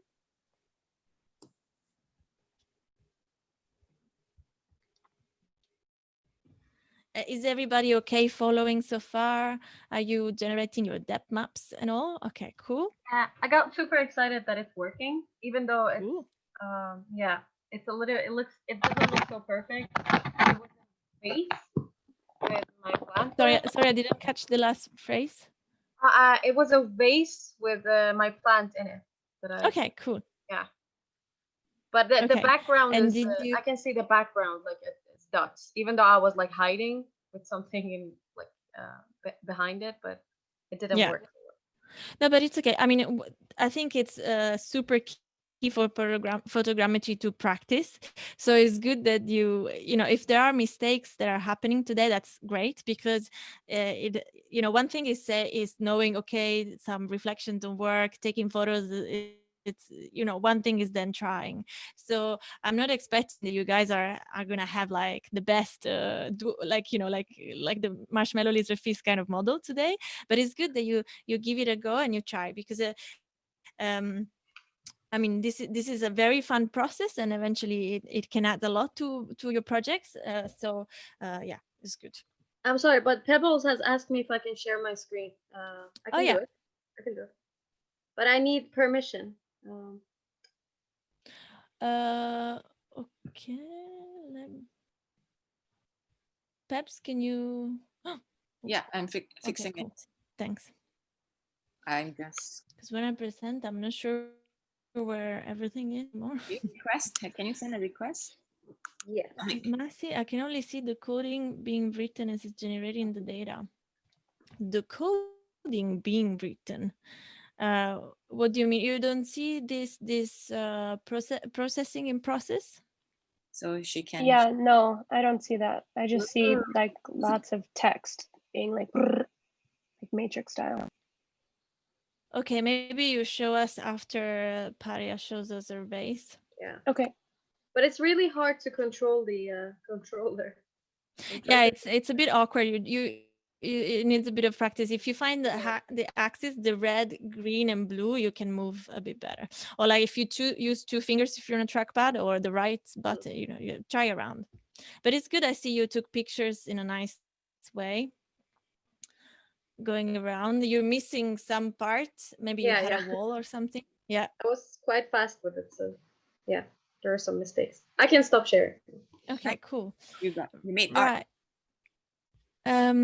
Masi, do you want to share your screen so we see what's happening with the coding there?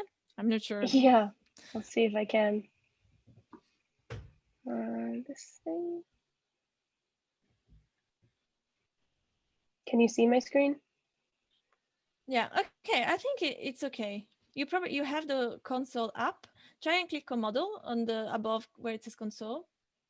It's because it says processing is in progress. It's still trying to build the dense cloud thing, so I can't click out of it. It just makes a weird sound. Yeah, okay. It's absolutely okay. I think you just have the console that is telling you what's happening in the background, so it's fine as long as the processing is in progress. You're just fine. So just yeah, as you said, until it gets to 100% or it finishes, you're not gonna be able to click anywhere. But once you get out, you probably can, if you see console and you in the same height, you go to the right, you see you can close that window. So yeah, you probably can close that one later, and then your model is going to be a model, or just drag it down so you don't have to have all of that. But yeah, so just wait for the progressing to finish. As you see, it's quite a long process. As you're there, do you want to maybe share your sculpture? Sure. I'll stop sharing my screen. Yeah, I did a rock. Like I have it. I can show you. I found a rock outside of my apartment a couple of months ago and just thought it was really cool. So I tried to take pictures of this to see what will happen. Yeah, no, for sure. Okay, cool. Thank you very much. Is there anyone else that would like to share maybe somebody that has the mesh built already that wants to share some thoughts on the... Yeah. Oh, cool. Thank you. I can do it. Yeah, I found, okay, so this is my thing. It's, can you see it? Yeah. Yeah, so it's like a jar with a plant inside of it. And you can actually kind of see it's like a can. No, one of those metal cans. So you can kind of see it. Yeah. Yeah, but I didn't have more and more precise. Oh. Yeah. It was hard to get the lighting or figure out like how many shadows are okay. I just had daylight from the window because I didn't have any real lights at the moment. But I don't know, is that a thing where you does it care a lot if there are, you know, artificial lights coming from one side and natural light from one side, for example? What is the ideal? Is the ideal in a studio where there are like, yeah. I mean, of course, the ideal is in a studio where you have like nice, beauty white light everywhere, so you don't have any shadows, etc. But what was going to happen if you have an artificial light and a natural light is probably one part of your model is going to be more like natural color, and another part is going to be more like yellow color. It's basically just the light is tinting the model. So it's not like it matters in the mathematical way of making the model. It's more like it's going to look a bit tinted in one side. Yeah, cool. Okay, thank you, Saga. Maybe I can click on the next button. I'm gonna still. Oh, maybe can you stop sharing your screen? Yeah, I'm trying to find it actually. I think it's up on the top. Yeah. Okay, hold on. You can do. Okay, let me see here. Cool. Okay, perfect. Thank you. Right, so I'm gonna share my screen. I'm gonna just share my desktop. Okay, so I'm gonna go ahead now and go. So we went workflow, we built the dense cloud. Now I'm gonna build the mesh. So workflow, build mesh. I'm gonna click on this. I'm gonna put it in the chat if I find it again. Hello. So everyone, workflow, build mesh. Yeah, exactly. Yeah, scanning your mouth, absolutely. Like normally we scan people, which is super fun, and you can like start, I don't know, pose in a funny way, and you can have like your friends in the model. But for sure that takes a longer time, especially if you have a not super powerful computer. And so I absolutely encourage to do it after, well, not necessarily after this, like at some point, so that you can get like something super, super exciting after. Okay, so all right, we'll building our mesh. Source data dense cloud, yes. Surface type, yeah. So face count, I'm gonna keep it to high because so far I kept things small, so it's okay. It's not gonna take too long. In the advanced, I mean, this is, I mean, for the purpose of what we're doing, there's not much need to know all of this. If you go into like crazy photogrammetry workout, you know, like Google, like go on the website and find out. But for what we're doing, it's absolutely fine to just not go too much into the details. So I'm gonna close this. So, okay, this is good. I'm gonna press OK.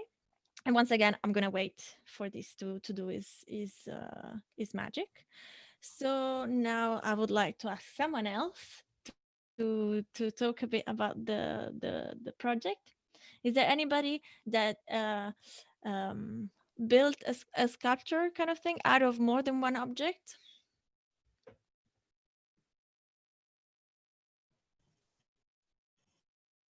No? Okay.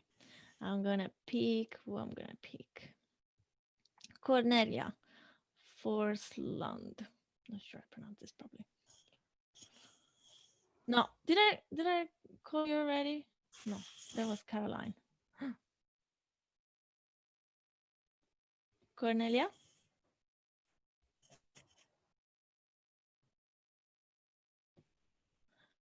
Okay, maybe let's try Pietro.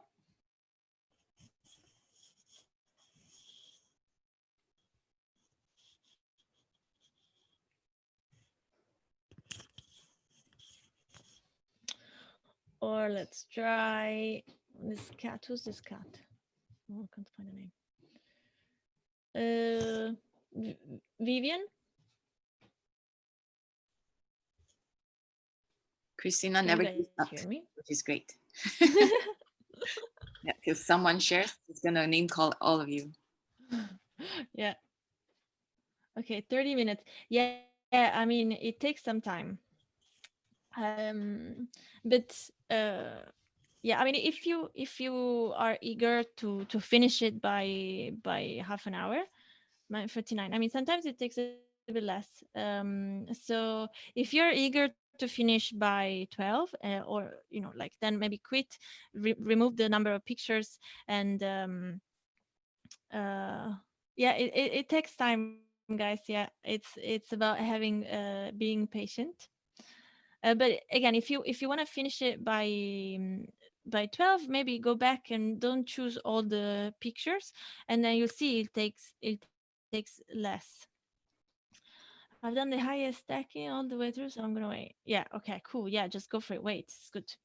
Mine is done, but doesn't look like the. Yeah, sometimes you see, maybe sometimes it's because you didn't take pictures properly. Maybe sometimes it's like too many missing informations, or the light wasn't good enough. So what I could suggest, you can take your object again and try and take better picture with better light, going all around, taking covering everything, so you can maybe try and fix that. I can see the shape and color already though. Yeah, exciting. I'm still on the dense cloud. Too many pics. Yeah, it's normal. So you can see my model is getting there. As you see, it's not absolutely as detailed as the one I took that I showed you at the beginning, that I took last time, that I took with more pictures, so it took much longer. But yeah, it's already quite cool to. Yeah, there is a part missing there, so probably I didn't take pictures that were covering properly this part here. You see there is a hole, but it's also fine. Oh, I hear some excitement. That's cool. So anybody that wants to share, maybe. Okay, I have a question. Yeah, go for it. Like, can you export this file like as an STL, so that like for 3D printing? Because we used to work with something that was quite similar to this, but yeah. So this is what we're gonna do later, but you're gonna have when we're gonna export, you're gonna have different formats, and you can choose STL. Thank you. Of course, if you want to 3D print, then you have to make sure that the file is 3D print ready, like you don't have angles that are more than 45 degrees, otherwise it's going to collapse and so on and so forth. But yeah, I mean, of course you can 3D print. You can scan you and your friends, take picture of all of you, 3D print them, and and do that. So in a digital era, you can have your friends at home, can do what you want. So one of those people, okay, this one, I was 49 minutes. So my Carlson, I'm pronouncing your names probably horribly, I'm sorry. Do you want to tell us about your sculpture? Sure. But it's a work in progress, so it's sort of burning. Yeah. I have an addiction, nicotine. So I think it's on snus, sort of, because it has a power over me. Yeah. Perfect. Yeah, it's great. I think it fits, absolutely fits. What about Oliver Hugblom? Yeah, I don't have a cam on this computer, so I can't turn it on. Don't worry. Yeah, I don't know. I found some cool sculpture in my window that I think symbolized power, and I was like, yeah, I'll do that one. Okay, and can you tell us what it looks like? Yeah, it's like some kind of bird with like a military, old kind of military uniform thing. Mm-hmm. It's hard to explain, but yeah. Yeah. Okay. Fair enough. Maybe you're gonna share what it is at the end. Okay, so Pebbles is telling me we can have 10-15 minutes of a run. So yeah, that's great. So I'm gonna continue. And I'm gonna build this time my texture. So workflow, build texture. So I'm gonna click on this and I'm gonna write it in the chat. Oh, click somewhere else.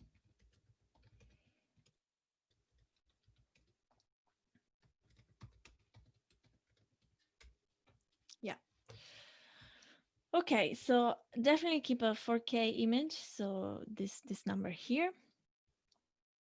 And all of this, just don't change it. I think it's absolutely fine like this. Press OK, and let's see what happens.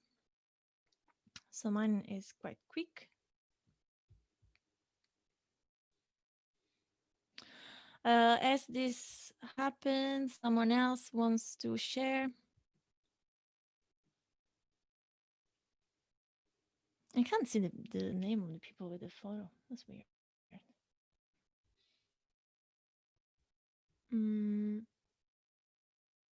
Anna? Or Victor? Oh, Anna is gone. Victor is gone.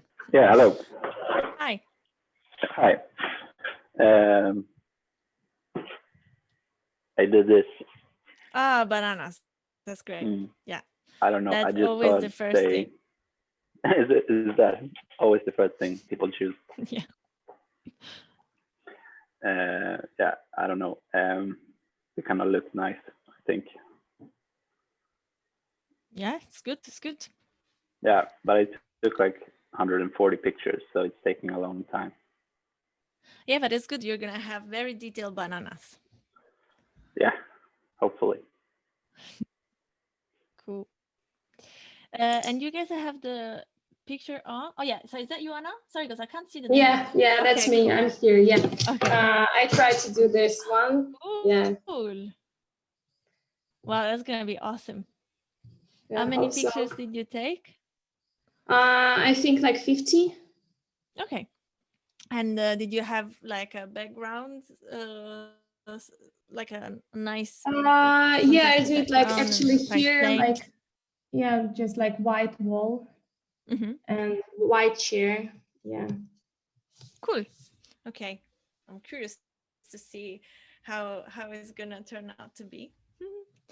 Anybody else? You guys with the camera? I can't really see your names, unfortunately. I'm sorry. Maybe it's me being stupid.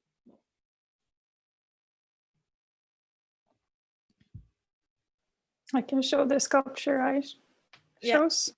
Yeah. I didn't build one because it was so short time. I thought maybe the thought was that we were going to build a sculpture or something. Anyways. It's okay. It's okay. Yeah, I have this little Egyptian cat sculpture that my friend carved in wood. But yeah, nice. Just thinking about gods and power. Definitely, there's power there like for sure. Egypt, yeah, it's a lot, but it's going very slow. So we'll see if it works out or not. Yeah, it's normal. It's absolutely normal. Usually when I do, so actually my acidifying project, the web experiment with the animals underwater, I started with photogrammetry. I had a shell at home, so I took tons of pictures of the shell, like super detailed, whatever, and I had all of this running all night. So I put an alarm every 2 hours, and I was waking up to click next. It was stupid, but and yeah, and then I got a super detailed 3D model of the shell, which eventually then I used it in the project. So that's super exciting. So yeah, I mean, all of this you see, it's I mean, for me, at least in my practice, this is like the most useful thing ever, because I can do it quite quickly. I can make, rather than spending, I'm not such a good 3D modeler for 3D things. So for me, it's not, I can't go and model a shell perfectly. So this is great. I can just take it, put it in there. Then I cut the things that I don't want out, and I use it in my project. It's super quick. Is there So any, yeah. Can I ask you, do you have any kind of rig, or how do you, when you photograph, do you have like a, so do you take it by handhold camera? Yeah, I don't have a rig. I just like with some, I kind of do it DIY with things I have at home. I try to make on a table, maybe with a darker background, depends on the model, or a whiter background, so that is bigger. Like if a shell is this big, then I try to have a very big background, so that when I go around taking pictures, I don't get other objects in there. And then I try and use lights with the same color, and I try to put them around. And then it's very much, when I try to take the pictures, I try not to be in front of the camera, so I make shadows, or like, yeah. But it's also important that once you put things there, you don't move the background, because otherwise the program gets confused, and then it cannot build the model, basically. But I do it. But like, if you have a LED strip, you know, the 15 euros one that you can buy in any shop, is like this LED things that are a soft strip that you can roll, and they have normally, like, you know, a little remote control. If you take one of those, you can make yourself a rig. You just put it around the structure, like you put it somewhere, if you know, and you can make yourself a DIY rig. Yeah. For so, lightning I then, mean, or? For the light, yeah. Okay, yeah. So that I use like white light. I mean, I think it makes the model have its true colors, rather than being tinted a bit yellow. You use your phone? Yeah. So it depends. Like now I have an iPhone 11, so the camera is a bit better, so I use my phone. But when I did the shell, for example, I use my camera. I have a DSLR. It's not a 5D. It's a 550D or something. I don't know. So it's not like the best camera, but of course it's a bit better quality. But then I don't have a fixed lens, so I have to be super careful to touch the lens, because the most minimal movement, then it breaks some things. Yeah, and then I just have to make sure that I have enough space to walk around, because you have to really go all around. Yeah. Okay, so Raymo's work is amazing. Make sure not to miss when it's rescheduled. Okay, cool. Is it one? Sorry, afternoon workshops. Okay, cool. So as you can see, my texture is built. It's actually quite cool, because it's very similar to the real object. And actually it has a lot of detail. It also has this kind of little dust that was on there. So yeah, for 30 pictures, this is quite good. Okay, so we got to the end of this to making our model. So now I can export it. So if I go File and Export, and then Export Model, we can then export it ourselves. By the way, I don't have the pictures on this, because I pressed this camera button up here. So otherwise yours look like this. But if you click on this camera up here, you can remove them. And you can also do like a nice little screen recording. So if you want to have a little video of what we've done, you can turn it around and yeah, just simple screen recording.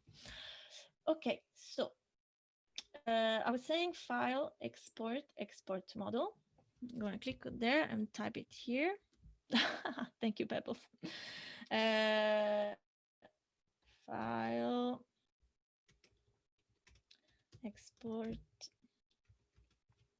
export model.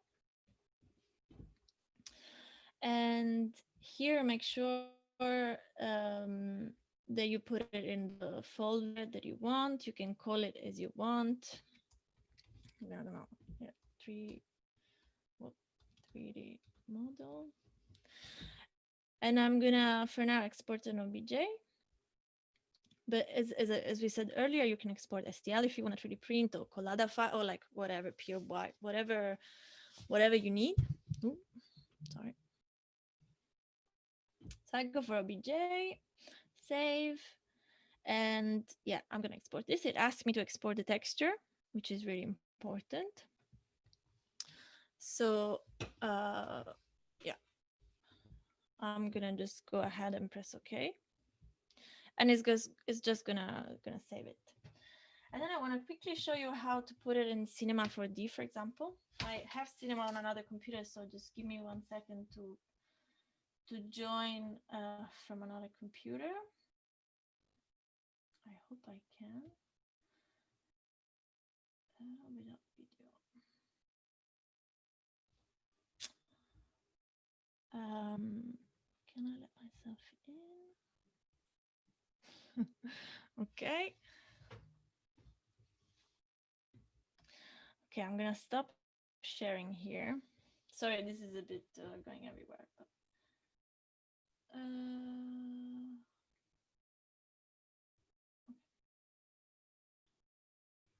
so share screen. Okay, you can see. So I'm gonna just, I have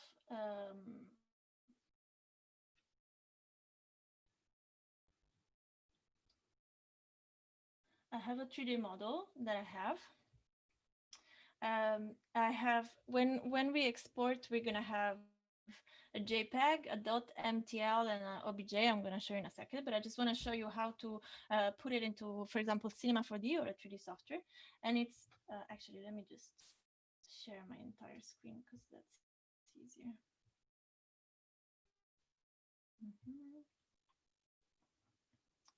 Yeah, okay. So when I exported, I have these 3 files. If you exported as I did it with the OBJ, you're also going to have this 3D file. OBJ is the model. So you can see here there is an ear, and this is the texture. It looks absolutely bonkers, but that's meant to be. So don't worry if you see your image to be completely bizarre. That's absolutely meant to be. So I'm gonna just drag and drop in Cinema or in other software. It's probably gonna be the same process, so don't worry. So I don't want to scale it. I don't want to do anything. So I just press OK. So voila, this is my ear.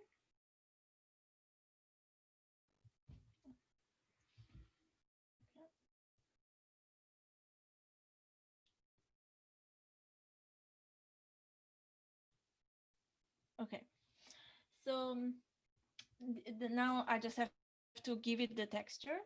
So I go in my texture material and I just put a texture in. I mean, you don't have to follow here. It's just to show you that whatever we do here, you can put it easily in any 3D software.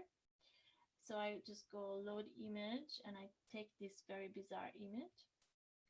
And voila, now my ear has a texture. So again, you don't have to follow along with this. It's just to show you that what we get out of here very easily, very simply can be inserted in any other software that you wanna have. So I'm gonna stop sharing. Can I ask you? Yeah. Sorry. How did you get like the dotted effect that you had on the air? Yeah, I can say when when you showed us before. The project that I showed you before. Yeah, wait, about the air. So I didn't get it out of like from the software. It's just in the software. Like for example, I used VVV to make my prototypes for all of this, and I instead of rendering the 3D model in with all the, so I'm gonna, sorry, let me just close this one so that I have one set of things only, and I'm gonna show you here. Yeah, I'm gonna share everything. So again, like I did it from other software, not from here, but it's the same principle. So you see now I'm only rendering the dots. It's probably very thin, but I hope on Zoom the quality is good enough that you can see that now this is just the dots. And what these dots are, as you can see now, this is, I'm going back, you can see more dots, is basically the points that make the mesh of the 3D model. So so if you look at my glass, it has all these points, this triangle coming out. So each corner of the angles is a point in a mesh. So how to make it even clearer. So in a 3D software, when you make a sphere, I don't know if you've ever used a 3D software, but you can see, or even simply, if you draw a square,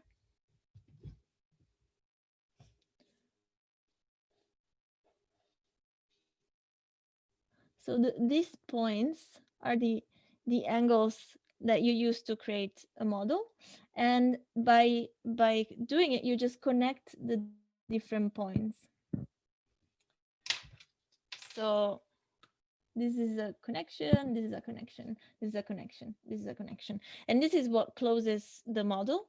But if you choose to ignore the connection, the faces, then you're only left with the angles, let's say, and it's the same thing that is happening here. So I just have all the points that make up the geometry of the 3D model. And then if I click here, oh, yeah, it adds the faces, but otherwise this is just the points that make up the mesh. So I hope, is it clear? You're not 100% convinced. Let's see. Can you export the points only, or? So you can export the points only, but maybe it's a bit more complicated to use it. I mean, you can try and export just the points, but then you will only have points. So what I recommend is always like from here, because that also then exporting the texture is more complicated. So to make everybody's life easy, export the 3D model, and then in other software use other software to just work with the points. That's a bit more complex. It depends. It's up to you. So, for example, when I use VVV, I just use I put the OBJ and the texture in the VVV software, and then I only account for the points, not the connection between the points. But I mean, because yeah, that's a more, let's say it's a level 2 of complexities, if not probably level 4 of complexity, but it just depends on what you account for. But like I also quite like simply something like this. I think it's visually it's also quite exciting just to move from something like this, for today, take away let's say, you can even just have your model whenever it's going to finish and do a nice screen capture like this, and you just make your moving effects as you want. Yeah, otherwise it's a more complex process, and we will need a much longer amount of time to discuss this. But yeah, everything is possible, especially when you have interactive software. For example, when I use VV, or you can use Touch Designer, or you can use Unity, there's already pre-made things that you can use to only account for this. So it's you will basically be working with particle systems. This is what accounting for points, let's say, sometimes is. And when you work with particle system, you just you put a model in, and then it does this thing that I was trying to explain. So it only takes the angles of the geometry. It doesn't connect them. So you don't have a fully finished, like a full model. You just have the points that make up the model. So there's something that's already existing out there. So you don't need to have, it makes your life easier. But yeah, it's a next step. Yeah, I mean, I also quite like this. Like, if you get familiar, I actually did once a sort of export outcome of a mini project that I did, like a day sprint. I made something in photogrammetry, and then I fiddle with the parameters to remove this ball with the axis from the middle, and I just kind of like moved it around and then edited it with some music, and it made my sprint project. It was actually really cool. So if next time you're gonna go make a sculpture, or you can eventually position two of them around, yeah, you can play like this. But yeah, so I mean, the possibilities are limitless. But for the scope of today, let's not go too much into details there. Otherwise, we're definitely gonna need at least one more day minimum.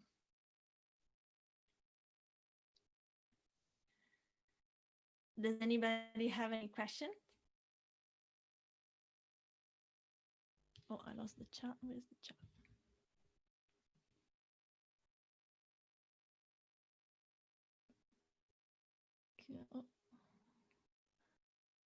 Oh, your candle holder looks 100% realistic, but it's completely squashed. Oh, cool. Can you show us, Krista? Oh, what's the ideal scenario for just getting the object and not any background? You just have to cut the background. So you're gonna be able to select. You can do it either here or another. You can select and delete. Well, normally I can't delete. Maybe I'm in some. But yeah, if you look around, you can literally select and you can delete what you want. So you're only left with the with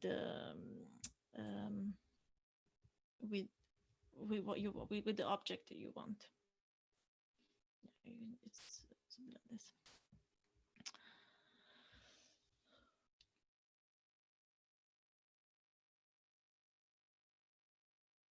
Yeah, definitely take your time to explore, because I mean, this is literally just scratching the surface just a little bit, but there's lots you can do.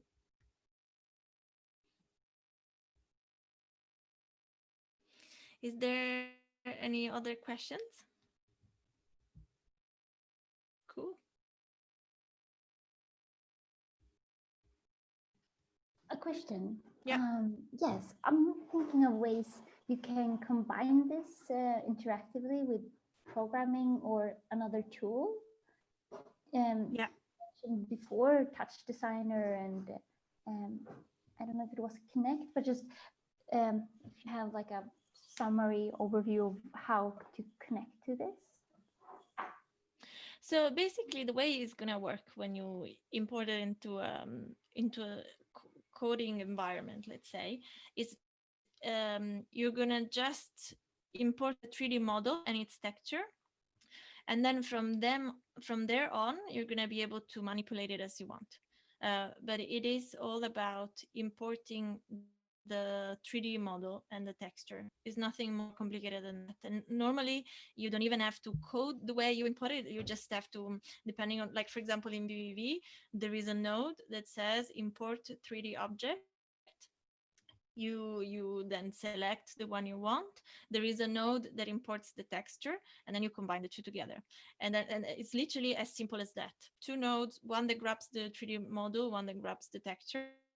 Sometimes they're even one node, depends on well, normally it's like two nodes.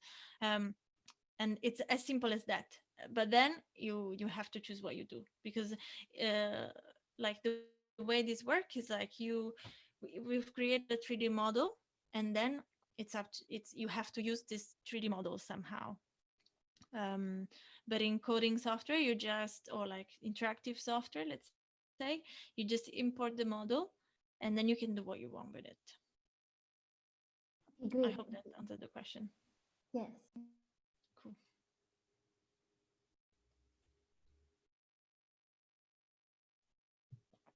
Anything else?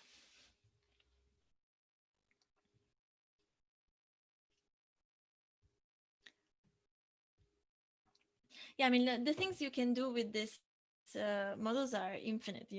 As was suggested earlier, you can 3D print it. You can, make a video out of simply what you have in the screen. You can do what you want.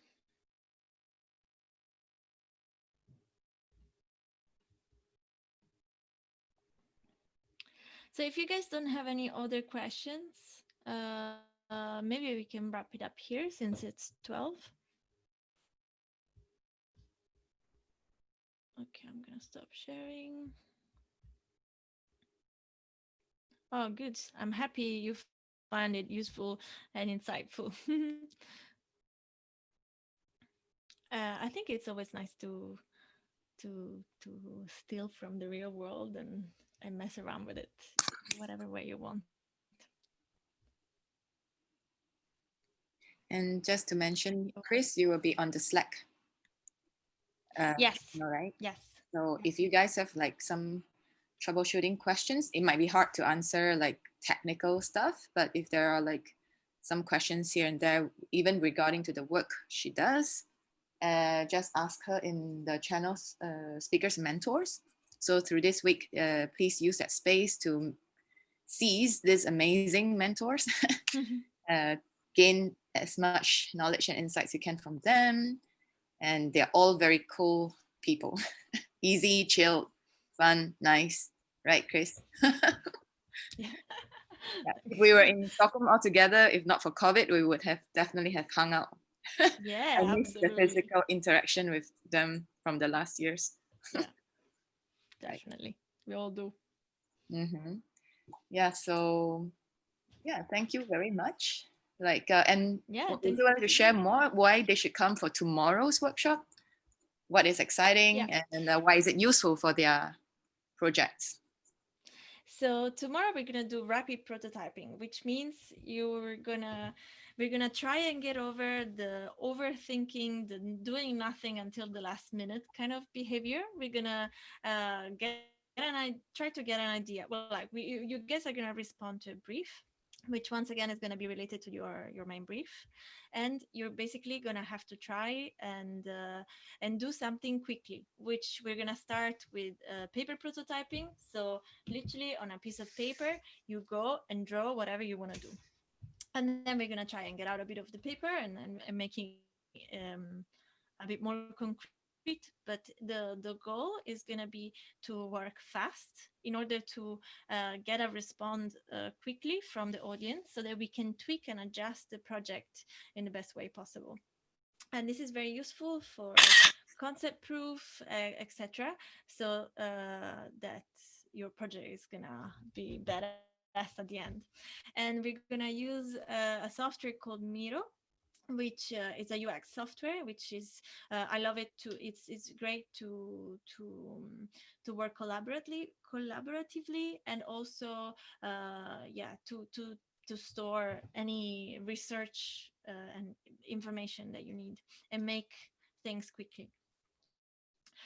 So tomorrow is gonna be fun. It's gonna be about you, hands-on from the beginning, and yeah, it's really gonna be about making things quickly and try and adjust and reroute the project with the feedback.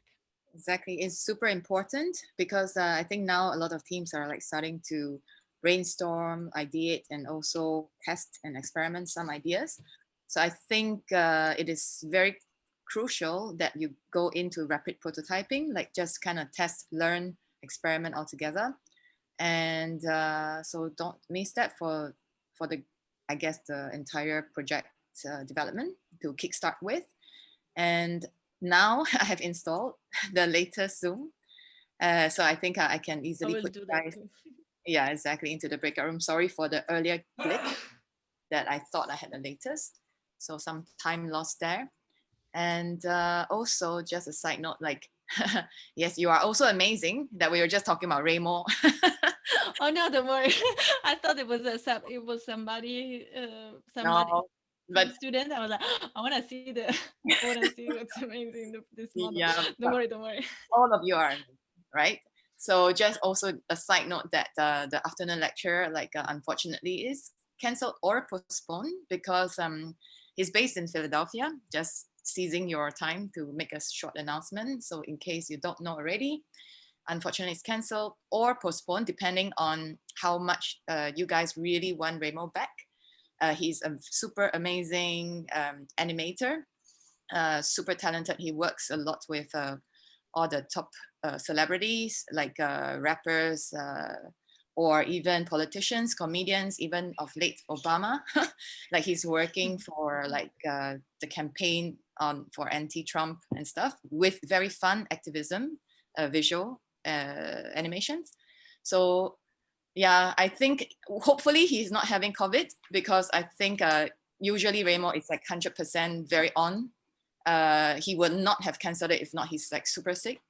So fingers crossed and hope that he's not having COVID. So we'll find out soon. But if he's really up for kind of coming back, then please in Slack request that so that I will arrange if he can come back for the workshop. And meanwhile, take this time this afternoon to, now you can rest and explore your group sessions. And Cristina is available. Like her keynotes will be back on the workbook. So if you have, like Cristina, you have some references for them to explore, share with me. I can post on the workbook. Yeah, we'll share with you something this evening. Yeah. She's a source of amazing inspirations and great. That's why we always have her back for Hyper. Awesome. Any last thoughts, everyone? Anything before we wrap up? Cool. Thank you, Chris. Thank you, guys. It was awesome to do this together. And I hope we're going to dig in photogrammetry more after this. Yes. Cool. And see you tomorrow morning. Yes. Cool. Ciao. Ciao, ciao. Bye. Ciao, Bella. Ciao.